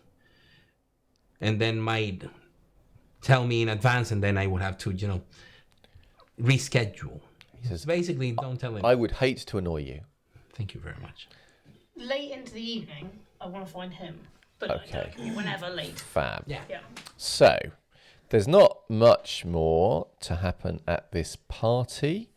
Have people had a good time? I mean, this matters. Yes, I wanna have a good time. Can I have a bit of Well, from Joanne, I think had a good time. So people do seem to be having a nice time. There is a reasonable amount of interaction. It's also odd because normally, of course, this group only really gather at court. But when they do, normally the elders are all present. And the only elder here is Thomas. Thomas seems also to be quite a non-threatening elder as it goes. He does occasionally accost people and talk at them. But apart from that, he doesn't seem to be kind of interfering with what's going on. Lowest level elder power. Yeah. Well, how old-fashioned is he in his outlook and conversations? He seems quite old-fashioned. Okay, so probably he will not bother me, or would Theodore find him way too outdated? No, you won't. Theodore won't find him way too outdated. No. Okay, cool. So, he will chat to you. He chats to everybody. He's pretty... I'm assuming I'm making small talk with pretty much everybody. Sorry, so Joanne is running into the surgery. Sure. So there will be a point towards the latter end of things where Seth will be finding some music where people can dance together, should they wish. There don't seem to be that many couples here. However, once he's put that music on, he will track down Kelly to ask her to dance. I spare Isabel the annoyance of being asked by a Seth or equivalent. It's like, do you mind? And then Okay, so Yeah. I'm the birthday boy. yes. Who's asking me to dance? Are you waiting to see who's going to approach and ask you to dance? Okay. I mean, not so. I'm waiting to see if anyone does. If they don't, then fine, I won't dance. But Okay. So when you're kind of standing there, who's going to ask me to dance? And Felix. Sorry. Felix will be making his way towards you. yeah. But as he's about to do that, Anne steps in front of him and says, "Velvet, Hey. aren't you going to ask me something?" Sure. I mean, it's my birthday, but why not? She says, "Yes, but it's not proper, is it? I mean, I'm the lady, and so you have to ask me." there are a lot of things about our lives that is not proper. But as it is, and would you care to take Oh, yes, I'd love to. off I go? Okay. So it seems that, for whatever reason, Kelly has agreed to dance with Seth. And can I keep an eye on her to make sure she's not getting murdered or whatever? She's not getting murdered. It's okay. There's probably a hatchet or a tire iron hanging over one of the lamps. Or So just... one of the tricky contraptions that Silas has created. Yeah. So melee weapons in this area, we can find a few. So just for reference, They're not important. Kelly is a Chinese-American woman who appears to be in her early 20s. She is probably, without question, the most stunning kindred in the city. She has very... and apart from... Bless you. No, it's not true, but yes, that's true. It's good that you made the She has short red hair, and she is wearing a quite a pretty black party dress and heels. She looks like she could pass in a normal kind party quite easily, and she dances effortlessly. She managed to make Seth look reasonable. I was going to say, is he any good? He's not bad. He's not a bad dancer. He's not an amazing dancer, but he's obviously danced quite a lot, and he will be very enthusiastic as well. I think I'm pretty good, so hopefully I can do all right. I mean, there's obviously a problem with our height difference. Yes, there is a height issue, but Anne is very good at dealing with that. You think she's used to dancing with taller people. Silas, are you seeking to dance with anyone, or are you? I'm not seeking anyone. Soap will approach you Okay. and say hello. Hello, Soap. How you doing? I'm good, thanks. Looks like everybody's dancing. I was wondering if you fancied a dance. I mean, you're the only one. Sure. If you've asked me, so yeah, why not? There's that moment of thing on her face where she's like, "Oh wow," and then she will. I haven't been asked to dance for quite some time. Don't worry, nor have I. I'm sure you're quite graceful. She isn't, but you dance. Silas, of course, is a brilliant dancer, and you've been trained to dance as well as part of your thing. So you're very good. Just leading her through it, no problem. You lead her through. There is a pleasant dance. Velvet, you will probably be aware that Druti looks like she's looking around for someone, but of course can't find them. Right, I'm going to go knock on the surgery door. Okay, so there is a pause in the music, and as the next thing is being found, you go to knock on the surgery door. Hello? It's me. Can I come in? Okay. And you hear like 3 locks being Just 3, okay, now. I make a mental note never to be actually a patient in the surgery. I might never make it out. I'll step through the door, shut the door behind me, and say, Trudy's outside. I mean, not outside. I mean, I think she was looking for you. Oh, okay. You want me to bring her over here? No, I'll come out. Maybe. Let's see. Yeah. All right. She'll come out. All right, so you kind of gently drag Joanne back into the room. The lights have been slightly dimmed. Okay. In that way. Yes. Yeah. How did you guess? Since our neighbor, he knows the house. Yeah. I mean, assuming that she now knows this, I'm not gonna walk up there with her because that's woefully Sure. bad. So I'll just leave and go and find someone else, like something else to do. Okay, so you leave to find something else to do. Yep. Druti will approach you, and she'll say, "Hello, I wondered where you were. You're just in time. Sorry, I don't want to presume. I wondered if you might dance." Of course, I'd love to. I'm not that good, but... She says, "I'm sure you're great, and we'll have a dance with you." Now, obviously, Joanne is actually very naturally graceful, even though she's not necessarily held trained. You're just kind of naturally quite good at this kind of thing. Druti is also quite good at this sort of thing, and you have a nice day. It's very pleasant. I don't know how much Joanne is able to blank out everyone else or not. Yeah, pretty well, apparently. Yeah. So, for a while, for many of you, it almost feels like a normal social gathering. There is little talk of blood, there is lots of music, people will occasionally kind of swap partners, there are opportunities for people to kind of make small talk if they want to, but the party looks like it's fine. You will note that Kelly dances with lots of other people very quickly after the dance with Seth. Seth always does seem to try to get to her, but she always just seems to have accepted another partner just before he's there. But you will occasionally be like, what about the next one? And she'll say something about, there's someone she's already... It's almost like she's almost like she's got a dance card that no one told Seth about that's already full. And yeah, the evening will start to wind towards a close. There is a point where Velvet, you're kind of between dances. Yep. And Brick will approach you. Okay. So Brick looks like a punk. Essentially, he's got a blue and black Mohican. There's a vaguely dangerous air to him. He's wearing a kind of... dangerous? Or is it like...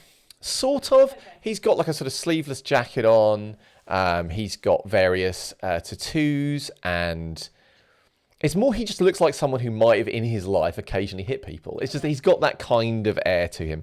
Also, it looks as if someone's caved in the side of his head.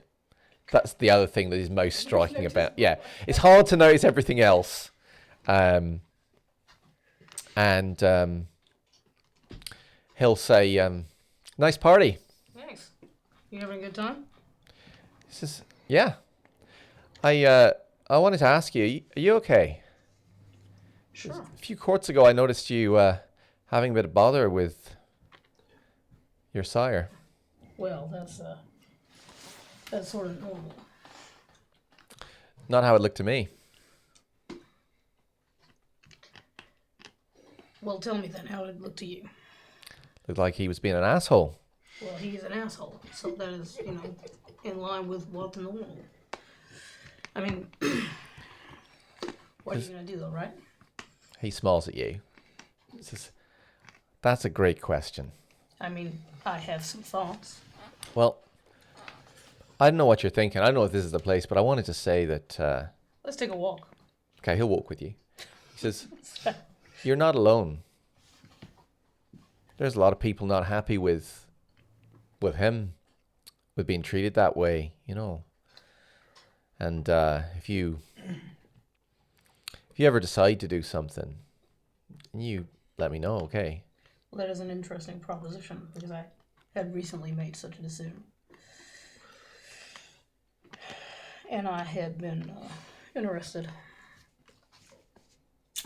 in finding other people who might benefit from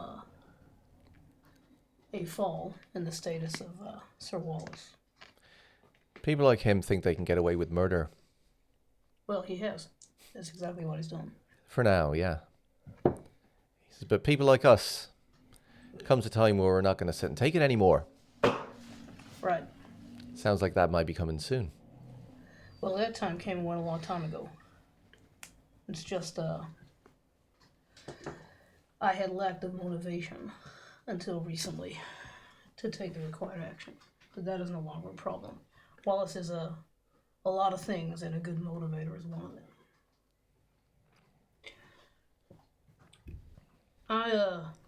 I have some things to draw together for this, but I assume I can be in touch with you. You assume right. Just let me know. You can always send a message through soap. Right. I was planning on asking her too. You know what her feelings are on the matter? He's not been very nice to her either. No. All right. There's a few of us, been lacking the motivation or maybe the courage. Well, maybe the numbers. But times are changing. numbers are a good thing. But there's at least one other person who's not here tonight that I need to involve in this. So when I've had that conversation, let's talk again. Just so long as they're discreet. Sure. I get it. I know I'm not known for being discreet in this matter. That is probably the only thing that matters. All right, well, nice talking to you. You too. And I'll see you around. Sure.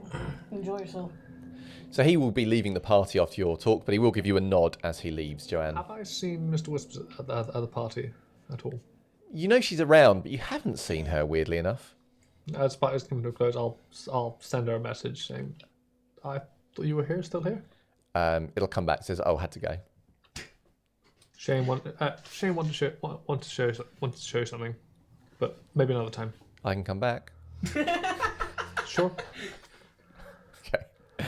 So people are starting to leave, and then she will return to the party, and she'll come over to you. She says, "Hey." How you doing? Yeah. Okay. You said something about something to show me. I wanted to thank you for trying to pull me out of the morgue, even though we already had plans. I appreciate it. You move very quickly. Well, yeah, I'm quicker than I look. I covered some of the, I pulled some of the footage and things just in case. There wasn't anything on it, but you have to be. Yeah, thank you. And I'll take her into the workshop. Okay, yeah, you take her into the workshop. She looks around. This is where I've been doing a few things, and I know I'm not able to. I know I've given you a few bits of the memorabilia over the years. Yeah, have you got some more? I'm afraid because I don't have access to that anymore. Oh yeah, That's the thing. But I can potentially make you something if you'd like. I can say you did it off your own back, and I should certainly repay you for that. And I'll go. And I got something that I've been working on for a while that I'm actually quite proud of. Oh yeah, would you show me? And I take her and show the bike. Oh, you show her your spangly new bike, the Silas One or whatever you called it. Silas Mobile. The Silas Mobile was the car that I no longer have access to. Yeah, she makes appropriate impressed noises and says, "Have you taken it on the road yet?" I haven't taken it on the road, but Do you want to? I mean, are you saying you want to ride? Yeah. You know what? Sure. Okay, so you're gonna like. I'll bring out a helmet. Okay. Bring out a helmet for her. Yep. Not for me. Helmets because safety first. Because Yeah, remember, kids, always wear a helmet when on a bike. if Yeah, you yeah. fall off, Okay. you might die. So Yeah, and as well as probably some leathers. I think she's a similar size to Joanne. Is she?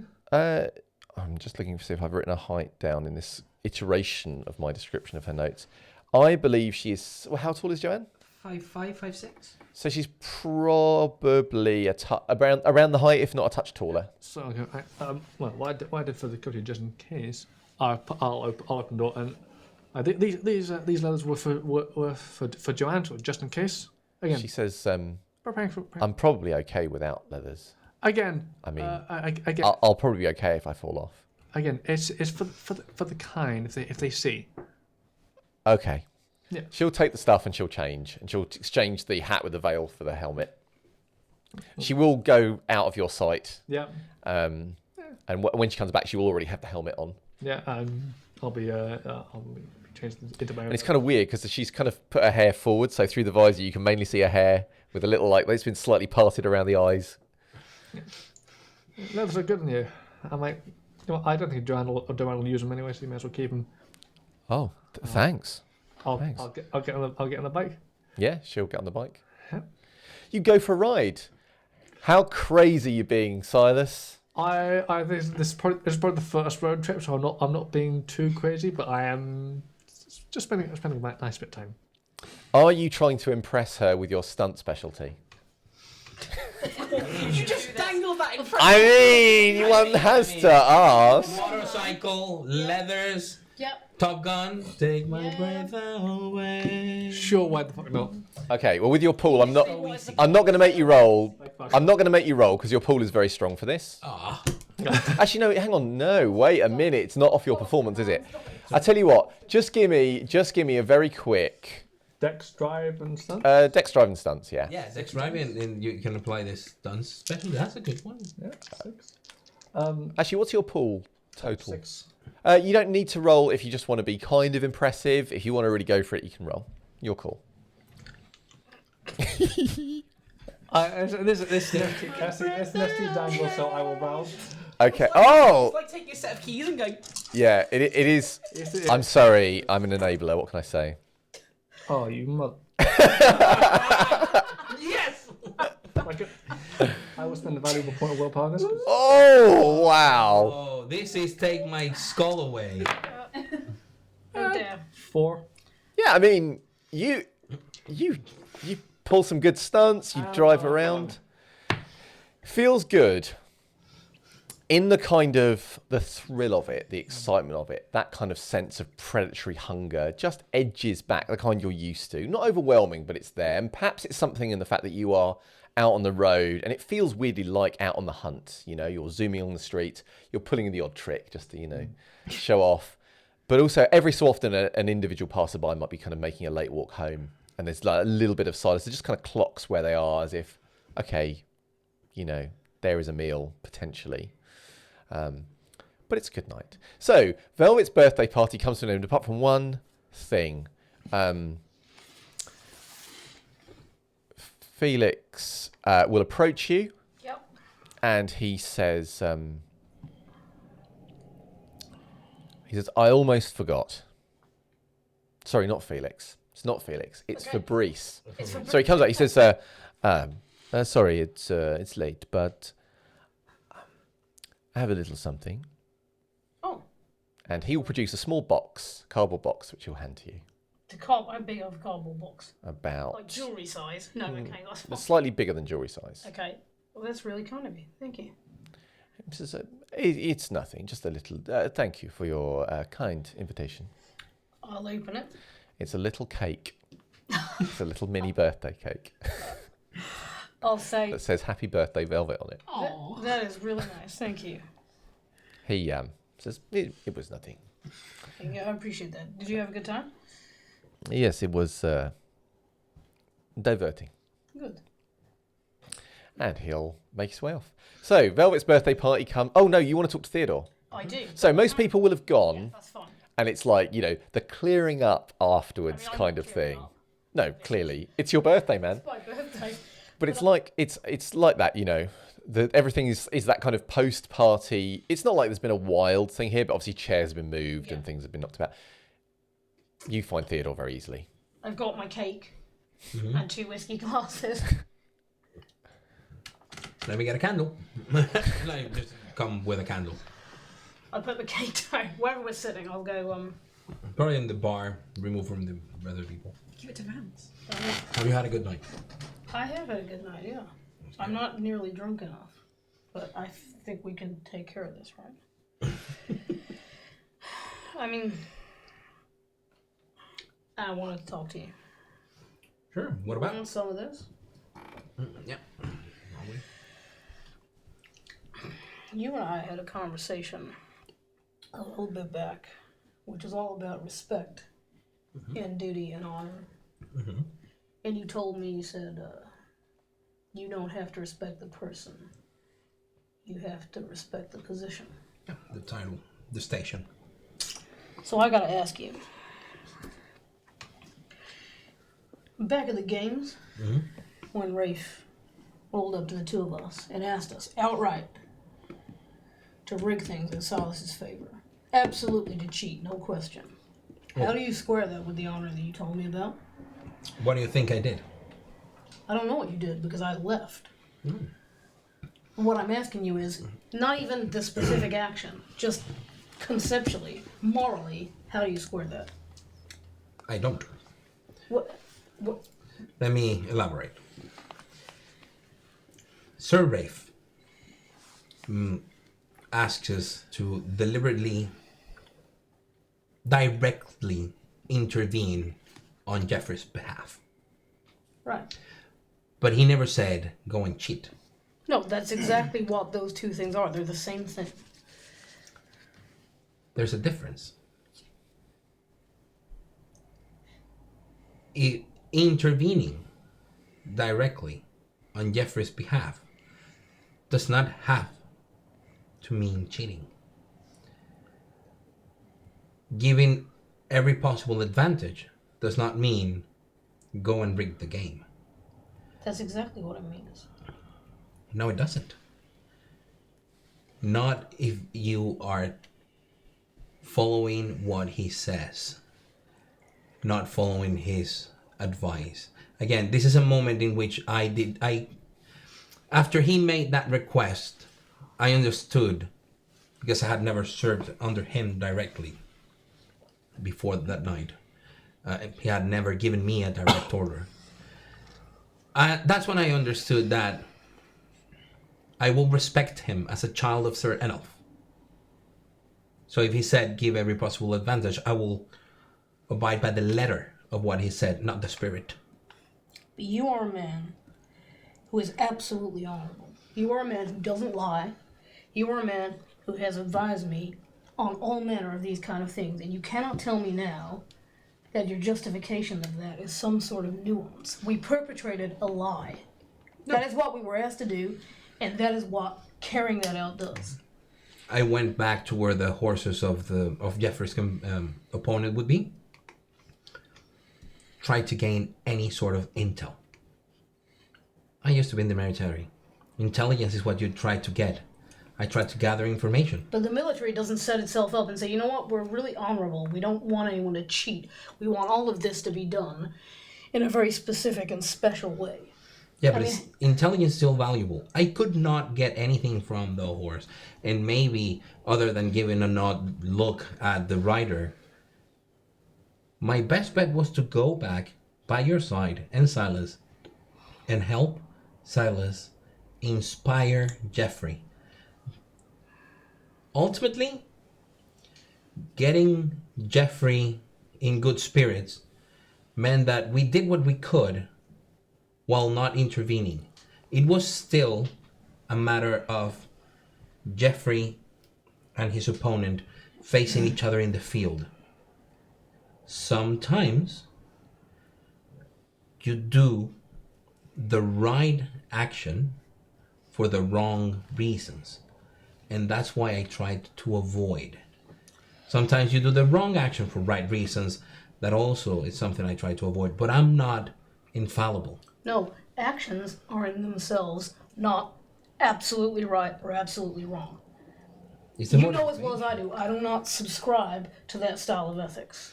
It is not. That is not how it works, right? You cannot. I say yes, you are right. Yes, that is not how it works. The outcome is what matters. And the outcome in this instance is he won, and possibly without intervention by not just us, because we are not going to be the only people Rafe would have asked to do this, and probably other people as well. Without our intervention, the result might have been different. What would you think if Reading knew about this, or Cambridge, or London? What if someone told them about it? Well, what would they say? I know I didn't do anything wrong. You know it. Because what I did was gather intel, try to inspire Jeffrey, try to, demoralize the opponent, as in looking at them meanly. No different than what people on the bleachers do for their teams on a sports match. Sorry, can I just have a quick manipulation subterfuge from Theodore and a quick wits insight? I am going to rush for this. It's not like Velvet has a lie detector, but you two do know each other well, and Theodore has been kind of there is something on Theodore's mind. It's just whether Velvet sniffs anything at all. No, there were 2 10s, and I didn't like it. 3. I will not spend willpower because I only have 1 willpower world dice. So okay. Depending on what. So, are you spending any willpower on your roll? Yes, but I've only got 3. With the willpower. Oh, okay. So you got 3 successes and you've got 5. So that's fine. Carry on. It was just whether you might sense that there's something he's not telling you, but you don't in this instance. Yeah. Effectively. Okay, this is something that should not be said out loud. But I think you and I are on the same page when I say Sir Rafe is not a man worthy of my respect. Right. given On that we can agree. his request, he's not a man worthy of my loyalty. But he still is Sir Enelf's child. He's your grandsire. And on that account, I went out and tried to do however I could while keeping my inner peace to do what the station required. Now, have I talked to you about the concept of kanshin? No. We have discussed the whole outlook in feudal Japan about mortality, and it's not that they're not afraid of death. It's bullshit. It's that they have come to accept it in a different way, socially, culturally. Right. And ritual suicide, seppuku, is something that they engage in. Right. Now, kanshin is seppuku by protest. When your lord, someone gives you an order that honor demands you fulfill, but your personal code does not let you go through with it. Heinous acts like the rape and torture of women and children of a town that has been ransacked. Some lords will get drunken power and ask of their subjects unspeakable things.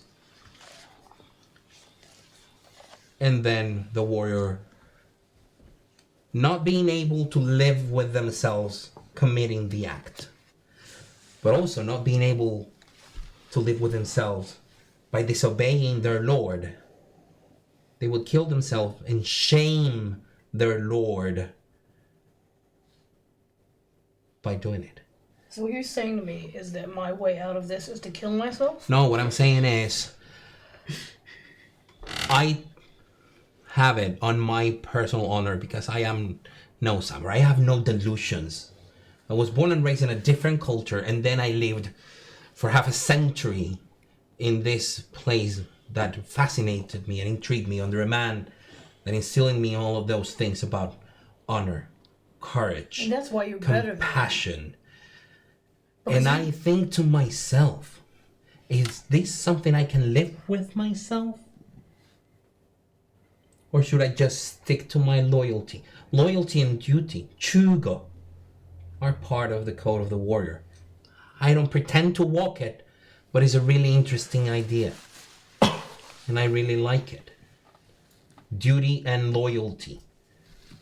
They're there, but they should not be blinded. They should be tempered by courage, by compassion, by honor, by sincerity, which is very different from truth or falsehood.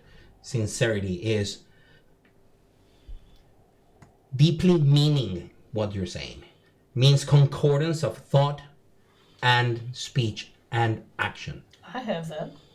But people keep heating on me for it. And it's very difficult to live with all those things. So what I do is my best effort. Do I take shortcuts? Sometimes I have to. Like I had to do. I could not. You could have just done what I did and not done it. That's what you could have done. That is a better way out of it. I did the bare minimum that made me feel satisfied with myself. I mean, I already pointed out to Silas how pointless this victory is. For all of these reasons. Regardless of what I think of the games, which, again, not something I condone. Least of all the manner in which they're conducted. How is everybody just so okay with this? I have no idea. But it's a little baffling. I've never taken. I don't care how much Joanne likes to repeat that I enjoy what I do.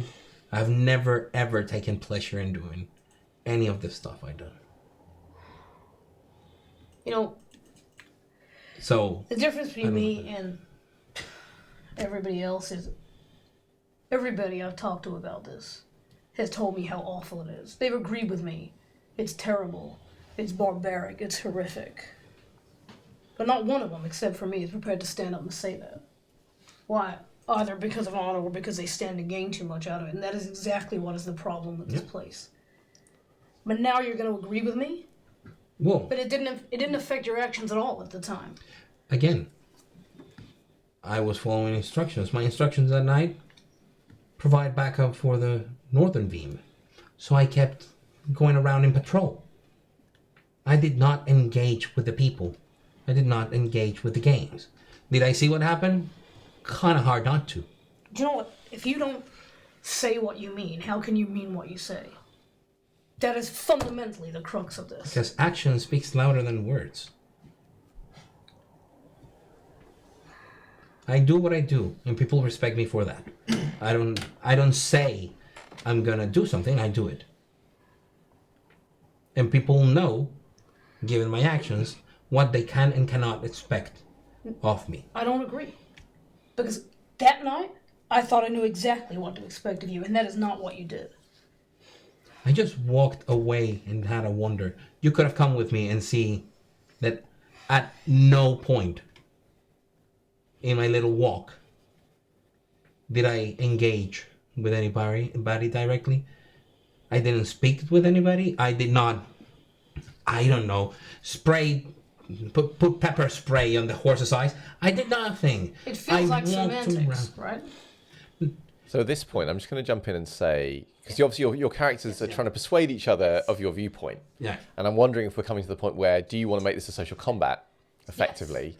So it's a persuasion-based social combat. So charisma, persuasion, you can choose whether you wish to rouse. Because it's player to player, please decide if you're going to spend willpower before you and let them do that before you announce your result, essentially. So you can choose to rouse. Wait a minute, I've chosen to rouse. I need to tell you now if I'm going to spend willpower or not. No, you can roll, you can choose to do willpower yourself, and then when all is said and done, and when Carlos is finished, then the two of you can say, these are my results, and we'll tally up. Because obviously the idea is with an SPC, you don't know what they've got, and I want to keep the same for you. Okay. What's that? 1, 2. No, it's okay. My result is locked. Okay. Yeah. Okay. So you can... I am the physical barrier. Oh, yeah. So what'd you get, Velvet? I got 9 successes. I have got been win. demolished because I only got 3. Okay, so basically that is a margin of 6, halved to 3, so that's 3 superficial willpower damage. So obviously it will feel to Theodore like the kind of the conviction, the sincerity, if you will, of Velvet's argument is very persuasive and very strong. Does he wish to remain in this argument and continue to argue with Velvet the point at this stage? Or is he going to concede the point? No, I believe he would if he feels Velvet is being sincere about it. It does. It is a particularly striking argument from Velvet. But if Theodore wishes to, he could continue to argue. But he will be kind of given pause because it's very impressive. No, I am a little taken aback. So I'll pass back to you then for roleplay. Okay, you're right. You have a point. Thank you. I thought I was harming no one by just going about and paying lip service. You know that's not what I do. I know it.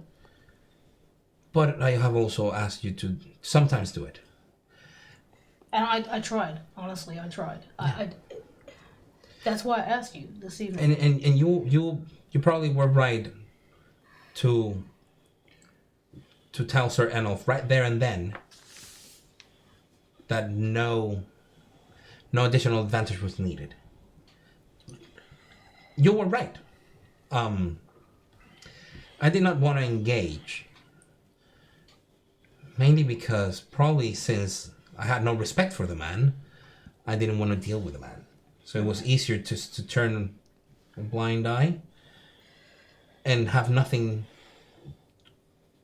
do nothing that had a really meaningful impact either way. Sort of keep him satisfied and get him off my case. But again, it's because I don't respect him. Thank you. So don't think I don't understand how you feel when you speak about your sire, if I say anything, I do understand you do not respect him. And for what you've told me, he's not worthy of it. Oh, he's not. So But don't... I'm trying to be what you suggested. And it's hard. it is hard. I know, but what I'm saying here is don't take it the wrong way.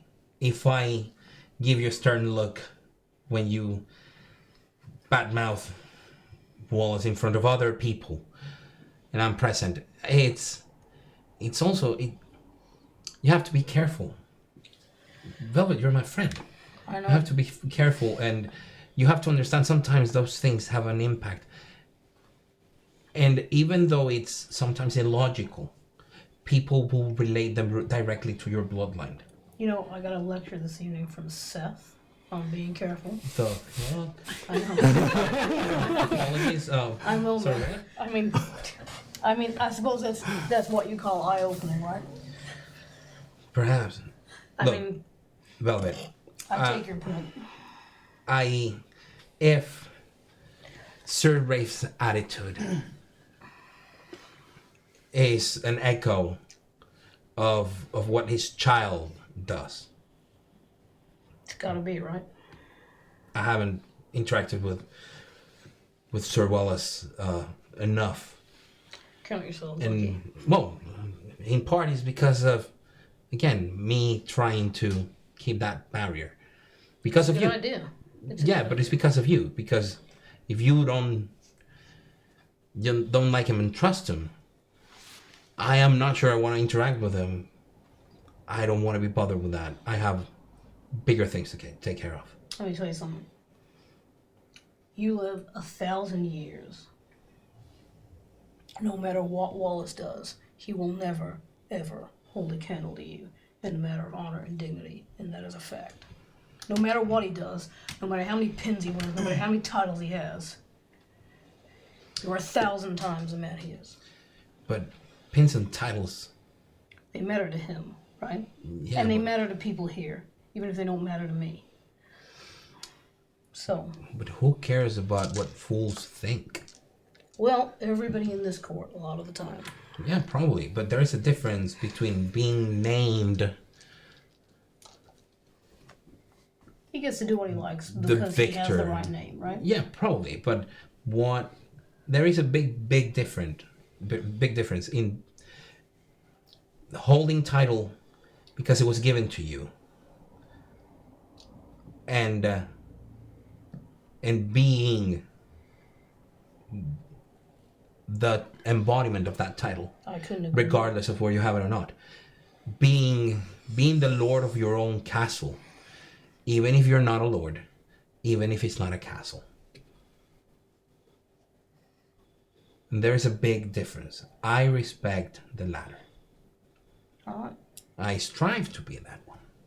And I would like to be recognized because that would mean that I could get my own castle.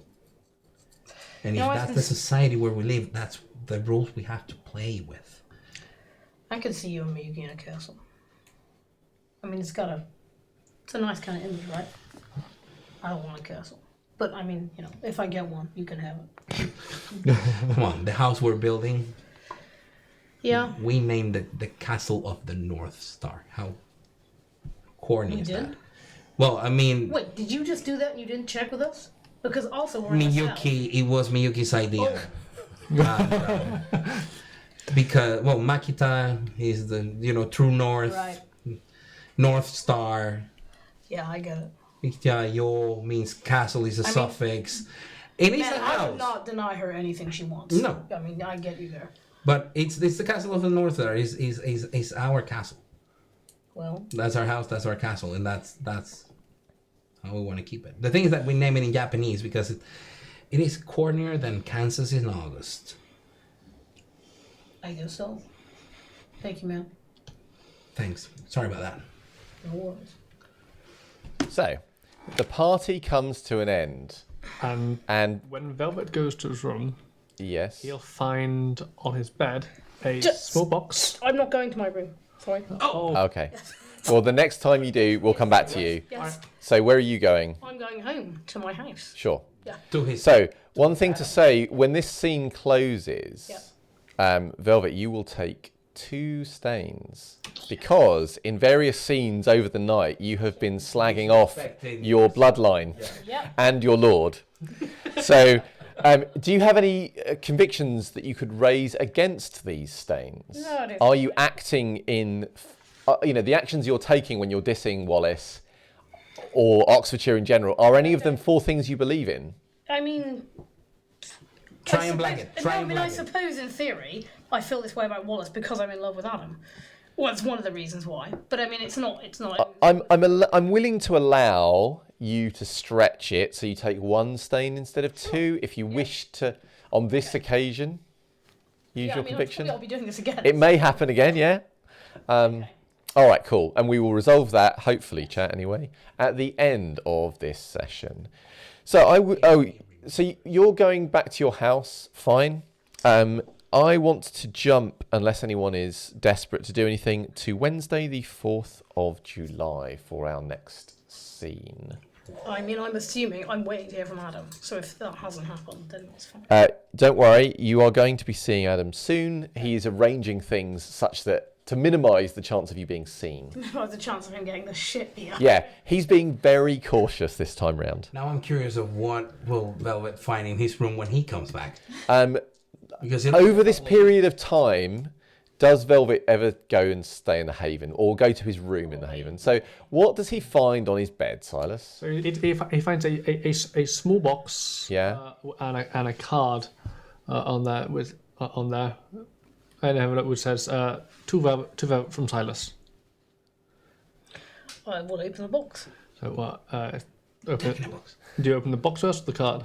Oh, the card. Sorry, I thought the card literally just said. No, that's just in the envelope. So in the card it says to Velvet, happy birthday. Twist these together, Silas. Okay. I'll open the box. There appears to be 2 little spirals, just side by side. Okay.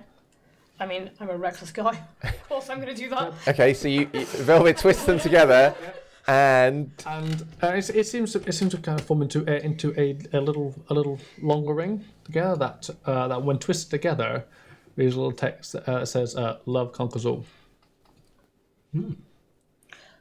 Oh, got it. It's like a little cylinder made out of 2 spiral. This looks just like my wedding ring. it does look remarkably like And your it has wedding. the same inscription as my wedding ring, except mine's in Latin. Yes, This freaks me the fuck out. like.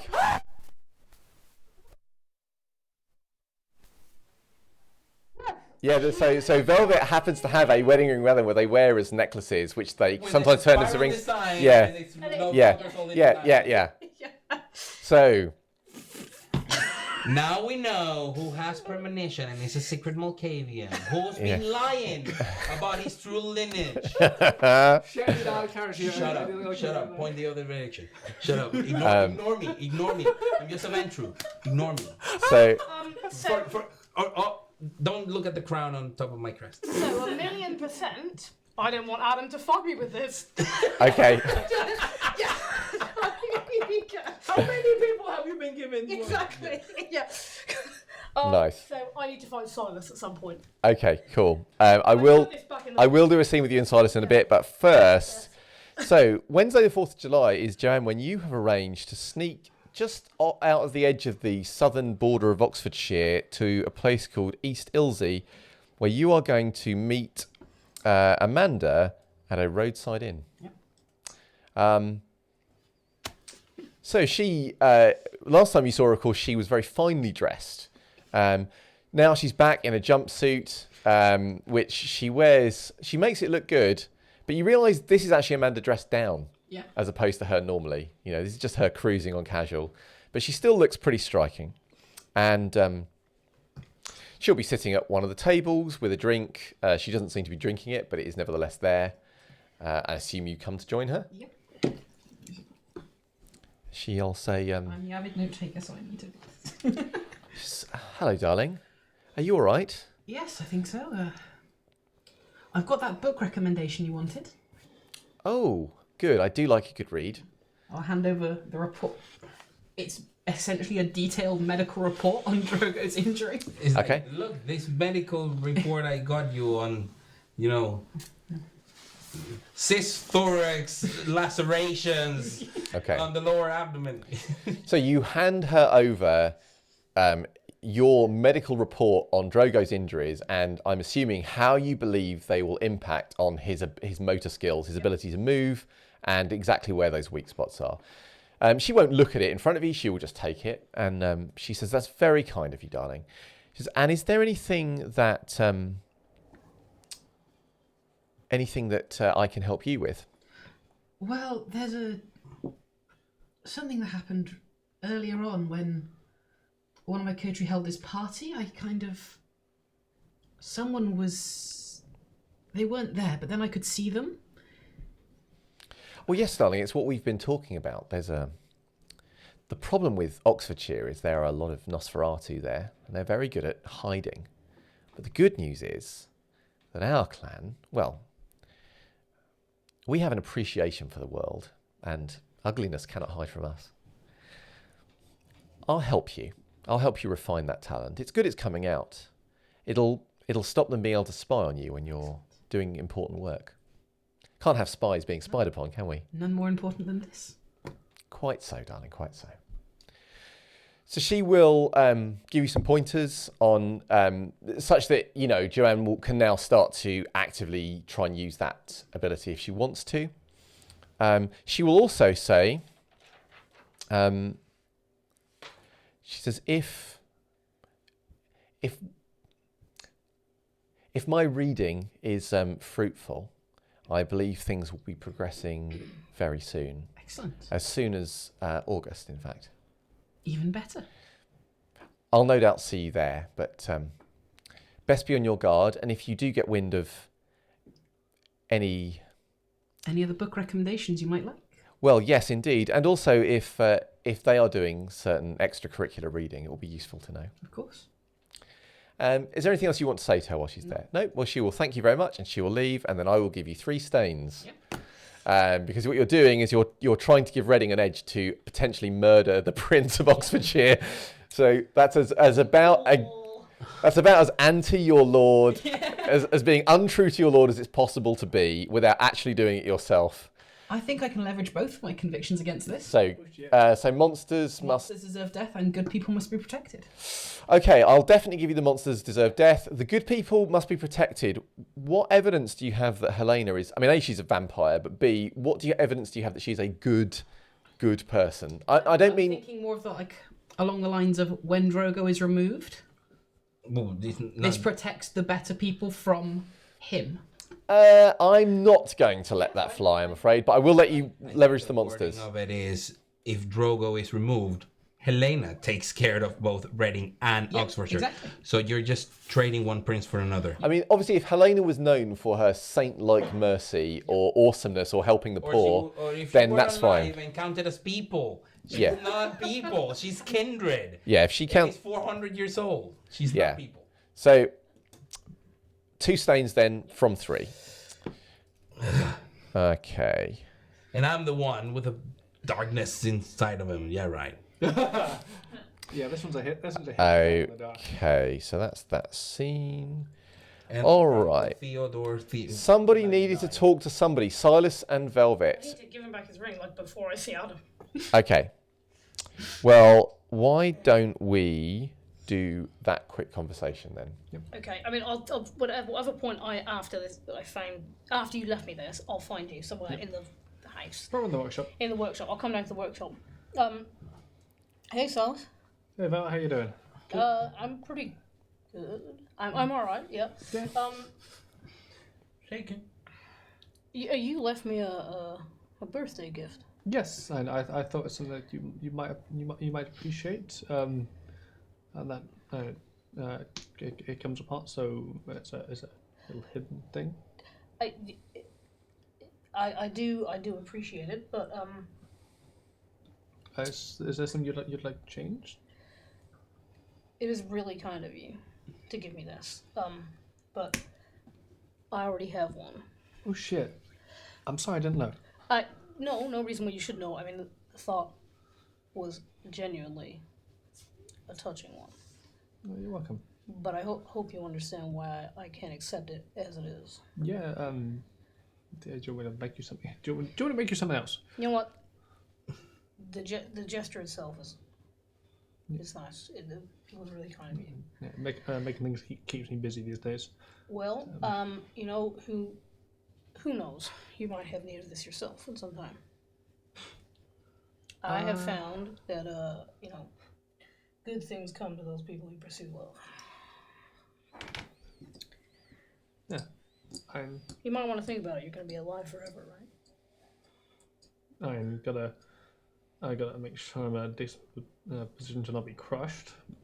Oh, I mean, we're all in a position to be crushed all the time. What I think is you Yeah. should just, you know, you should pursue it when you get the chance. I'm not sure there's anyone who's particularly interested in me at this point, but yeah. What? You're kidding me, right? Look at you. I mean, like, I'm taken, but if I were not taken, then, you know... I mean, Which is another point about the ring, by the way. I'm used to people throwing themselves at me for body and looks and fame. You know, well, certainly when I was still alive, that would happen quite a bit. Man, you gotta learn the difference between the people who are one wild night and the people who are all the rest of your future. But I can help you with that. I'm just saying, it's not the same now. People now, sure, I'm sure there are some people who remember from when you were alive, but most folks, that's not going to be their main motivation. Not to say they're not going to be intending to manipulate you. Yeah. But you can be alive to that. If you're sure you're all Sure. right. I'm sure I'm all right. Of course. Yeah. I'm like, I think anyone dating advice you'll be able to talk to. But yeah. I mean, I have not dated for a long time. It's fair to say. Exactly. You've But that is because I was successful when I did. Yes, you're right. So, but I can surely, I can give you a hand. And again, I think that you need. Let me know. Thank you. And thanks for taking it so well. It's not a. Again, I do not normally return gifts to people, but you know. No, it's a thing of friends help each other out. Yeah. You've been a friend for what? A lot longer than most friends I've had. Well, I appreciate that, and you're my friend too. So, Thank you. whatever I can do, man. Yeah. Again, if you need my help with anything, please let me know. Sure. Okay. So that scene comes to an end. The next scene I would like to jump into is on Sunday, the 15th of July. And it is, I believe, where Theodore has arranged to meet Sir Enolf. You said you wanted to talk to him. Well, And I wanted to see Alistair at some point. Yes, that's coming. Oh, okay. Yes. Good. That is coming. Joanne is organising that. He is tricky because you have to get permission to see him. So you have to wait. Okay, got it. For the slow-moving elders to notice that someone sent them a message and then respond to it. So it takes a bit longer. Yeah, I go to Sellers. However, you've already had a chat with Enolf at the games and put him in Yes. mind of you, and so he is up for seeing you. So you'll return to Bellevue Manor, which is this very roomy, slightly empty place that Enolf lives in with all the paintings and very neat gardens and that kind of business. So yes, he will receive you. Welcome.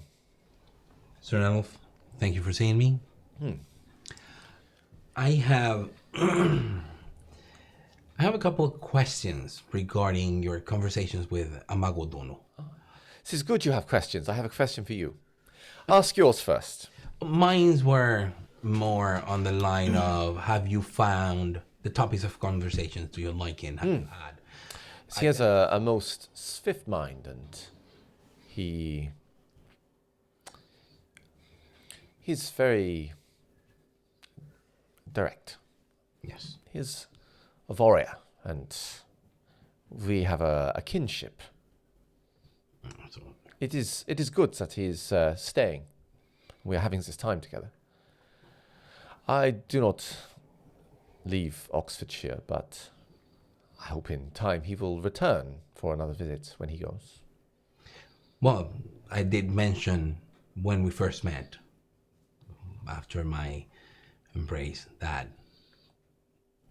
it would be good of you to meet here in Oxfordshire. So, Yes, I have enjoyed the brief time I have spoken with him. and how have you been of late since the games? The games. Very good. It is always a pleasure to see people use their skill. But even better when your people win. And it's good to see that my line remains strong, even many steps down. I have a question for you. Yes, please. What do you think happens to the soul after death? We obviously are proof that death is not the end. Well, this is funny you bring it up. I had a conversation with Velvet Yes. from your line, Yes. and Yes. Yes. and yeah, I'm trying to just help him remind who Velvet is. Yeah. It does look like the penny drops. Okay. About many, like, he had this sort of celebration. We had a party at the house, and we had conversations about the meaning of many things. Velvet is a strange name. It is. It's not a common name by any means, but it's not unheard of. Velvet is. It's a man? Yes. Well, I can say that I have. That Velvet Riley is not the first Velvet I have met. It's the second. But I have met many people in my life. So what of death? Okay, so we were talking more about life and decisions. And the drivers behind that. But that got me thinking. I brought up during that conversation that even though I was born and raised in the West, I lived there a lot less than half my current life. Like, if I put together all the time that I lived in the U.S. and in the Army, well, with the Navy and the nascent Air Force, and the time I've been in Oxfordshire, I still don't get to half the time I've been on this earth. Which means that I have had exposure to another culture that thinks very differently of death. What do you think of death? I'm not interested in other places and things. I'm asking you, Theodore. I believe we have a soul. I believe this too. I believe that our soul is corruptible. But also has the potential of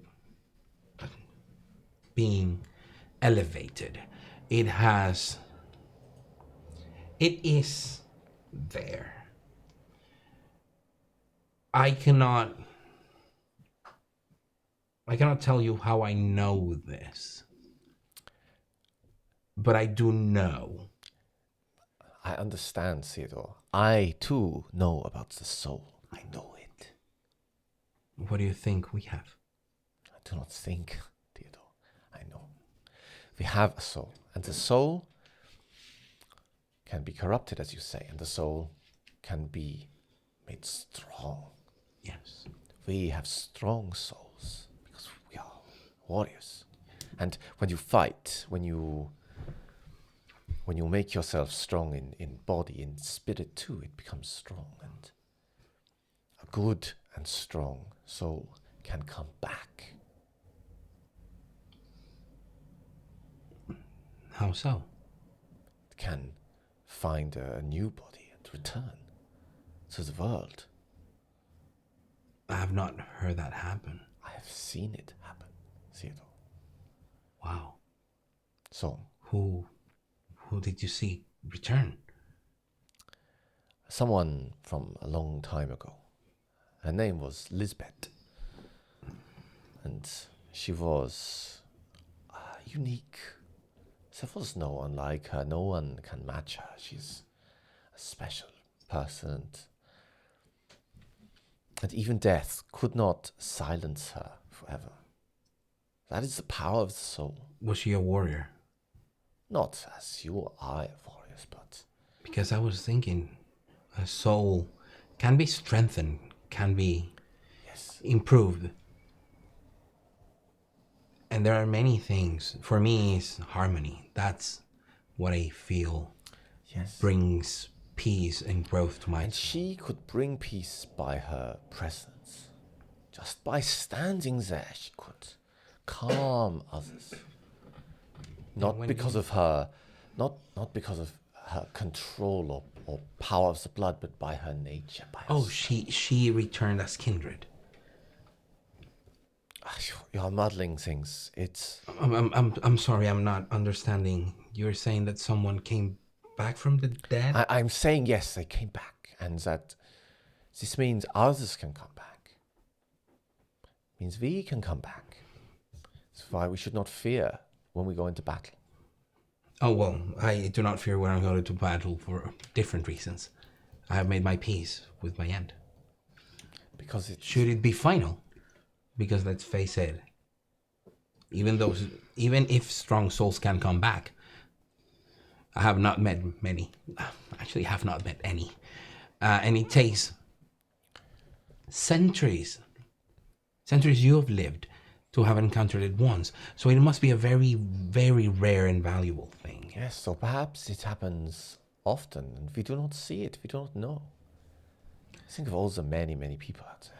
Perhaps we can open up our minds about that. There are two ways in which we could understand better. I do enjoy, and probably you have, well, if you speak with Sir William, he will attest to this. We perform tea ceremonies, which is a tradition in Japan. And it's about bringing things into harmony. Harmony does not mean balance, but sometimes it is exactly what we require. And I sometimes try to explain it as... Wait, Isabel has mentioned something about this. Yes. Ceremony of some kind. Yes, a tea ceremony. It would be... Yes, she said it would be pleasant. Yes, it would bring peace to your mind and your soul. It's like opening your eyes. Yes. Yes. We must do one of these ceremonies. I will endeavor to do it. And Isabel must be there. Absolutely. Good. Absolutely. Make it happen, Theodore. Now, regarding the other thing... Says other things more important than the soul? Actually, it's regarding the other thing about the soul. Go on. You probably might not. Quickly. It has to deal... It has to do with our heritage. Mine, specifically. That is how I know. I feel my soul. I feel it. I don't struggle against the darkness, nor I am particularly drawn towards the light. I believe that if every clan, if every bloodline has both a curse and a blessing, the Ventru being the kings, I believe the curse and blessing of the La Sombra is their soul. We have the certainty that it is there, and some masters of the art are said to be able to find other souls, the souls of those. I know this, Theodore. I know this. So, I mean, this could be... It's... nothing, but... It is not nothing, Theodore. It's truth. Your blood can speak to souls and can call them, can find them in the dark and bring them back. It has happened. That is how I know. But I do not wish to speak of the darkness. makes this ceremony happen. Yes. Absolutely. Thank you for your time. Okay. And I just make myself scarce. Okay. So you flee the scene. Yeah. So we are short-ish on time, but there are a couple of little scenes I would like to do. I have to say to Alistair won't be little, so we might not have time for this. Yeah, I think the Alistair meeting, because both of you are going to see him, will be a session 10 meeting. However, there are a couple of things for that. So one of the things I think I'd like to do is have Velvet see Adam. Yep. Unless, again, you feel this is going to be a long, long scene. No, I mean, I think there's parts of it that can be, Well, let's see how we go. And if we run out of time, we can pick it up next time. We just have enough time for one scene with a cliffhanger, so might as well be Adam, right? So I don't like Adam as a cliffhanger. you, Adam will arrange to see you at a place, a cocktail bar called the Quiet Night. Okay. Night with a K? No. Want a And bar like that? it is one of these places which has a kind of a main area that can become like a dance floor, but it's also got lots of little booths tucked away around the edges that are private. And he will have a booth booked for you. Okay. Is there anything clever that Velvet is doing, or is he just going there? No, I mean, he'll be as cautious as he can be about not being followed or not Sure. being, So there's this horrible kind of paranoia of, looking around things, but as far as you are aware, you are not followed to this cocktail bar. So you will have a private booth with Adam that is screened off, so even people just wandering about will not be able to see you there. Okay. Some drinks have been supposedly pre-bought and are there, so there's no need for anyone to disturb you. He is sitting in the booth. Okay. He's looked better.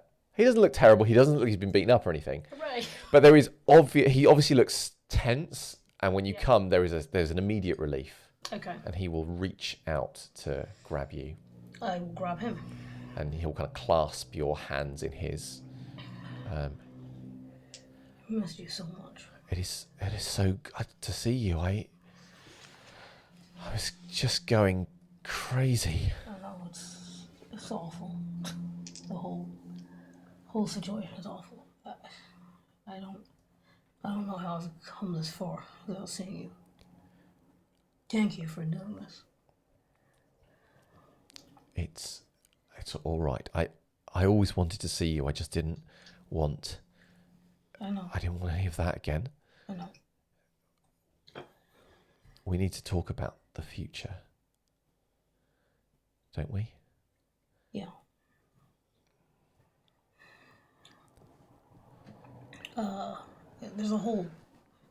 There's some other things I want to talk to you about, but let's talk about this first.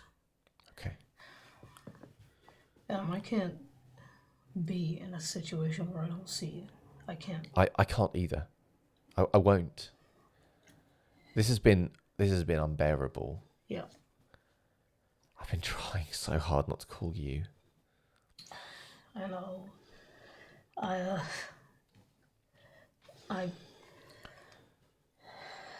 I've been trying to think about how this works, going forward. I don't know. In the short term, what's best, but I do know that we have to deal with Wallace. But how? Well, I have some ideas about this, and I have some people who I think will help me. This sounds dangerous. Well, it might be dangerous, but turns out when you behave like Wallace does, there's a lot of people who don't like you. So that gives us some leeway. Do you have something in mind? Well, Wallace gets to treat people like he does because of his status. If he didn't have that status, But only different. the prince could take it from him. Well, I think he could be encouraged to take actions that will cause the prince to do that.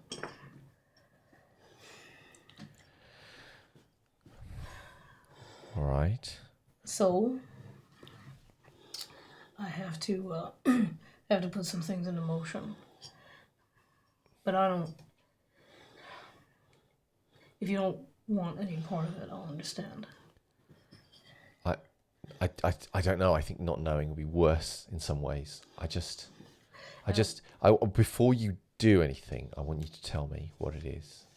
I just want to know before you do anything. All right. In case I. Yep, I know. And obviously, if I can help you, I will. But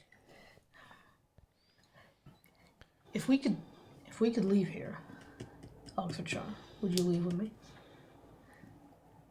If I could swing it.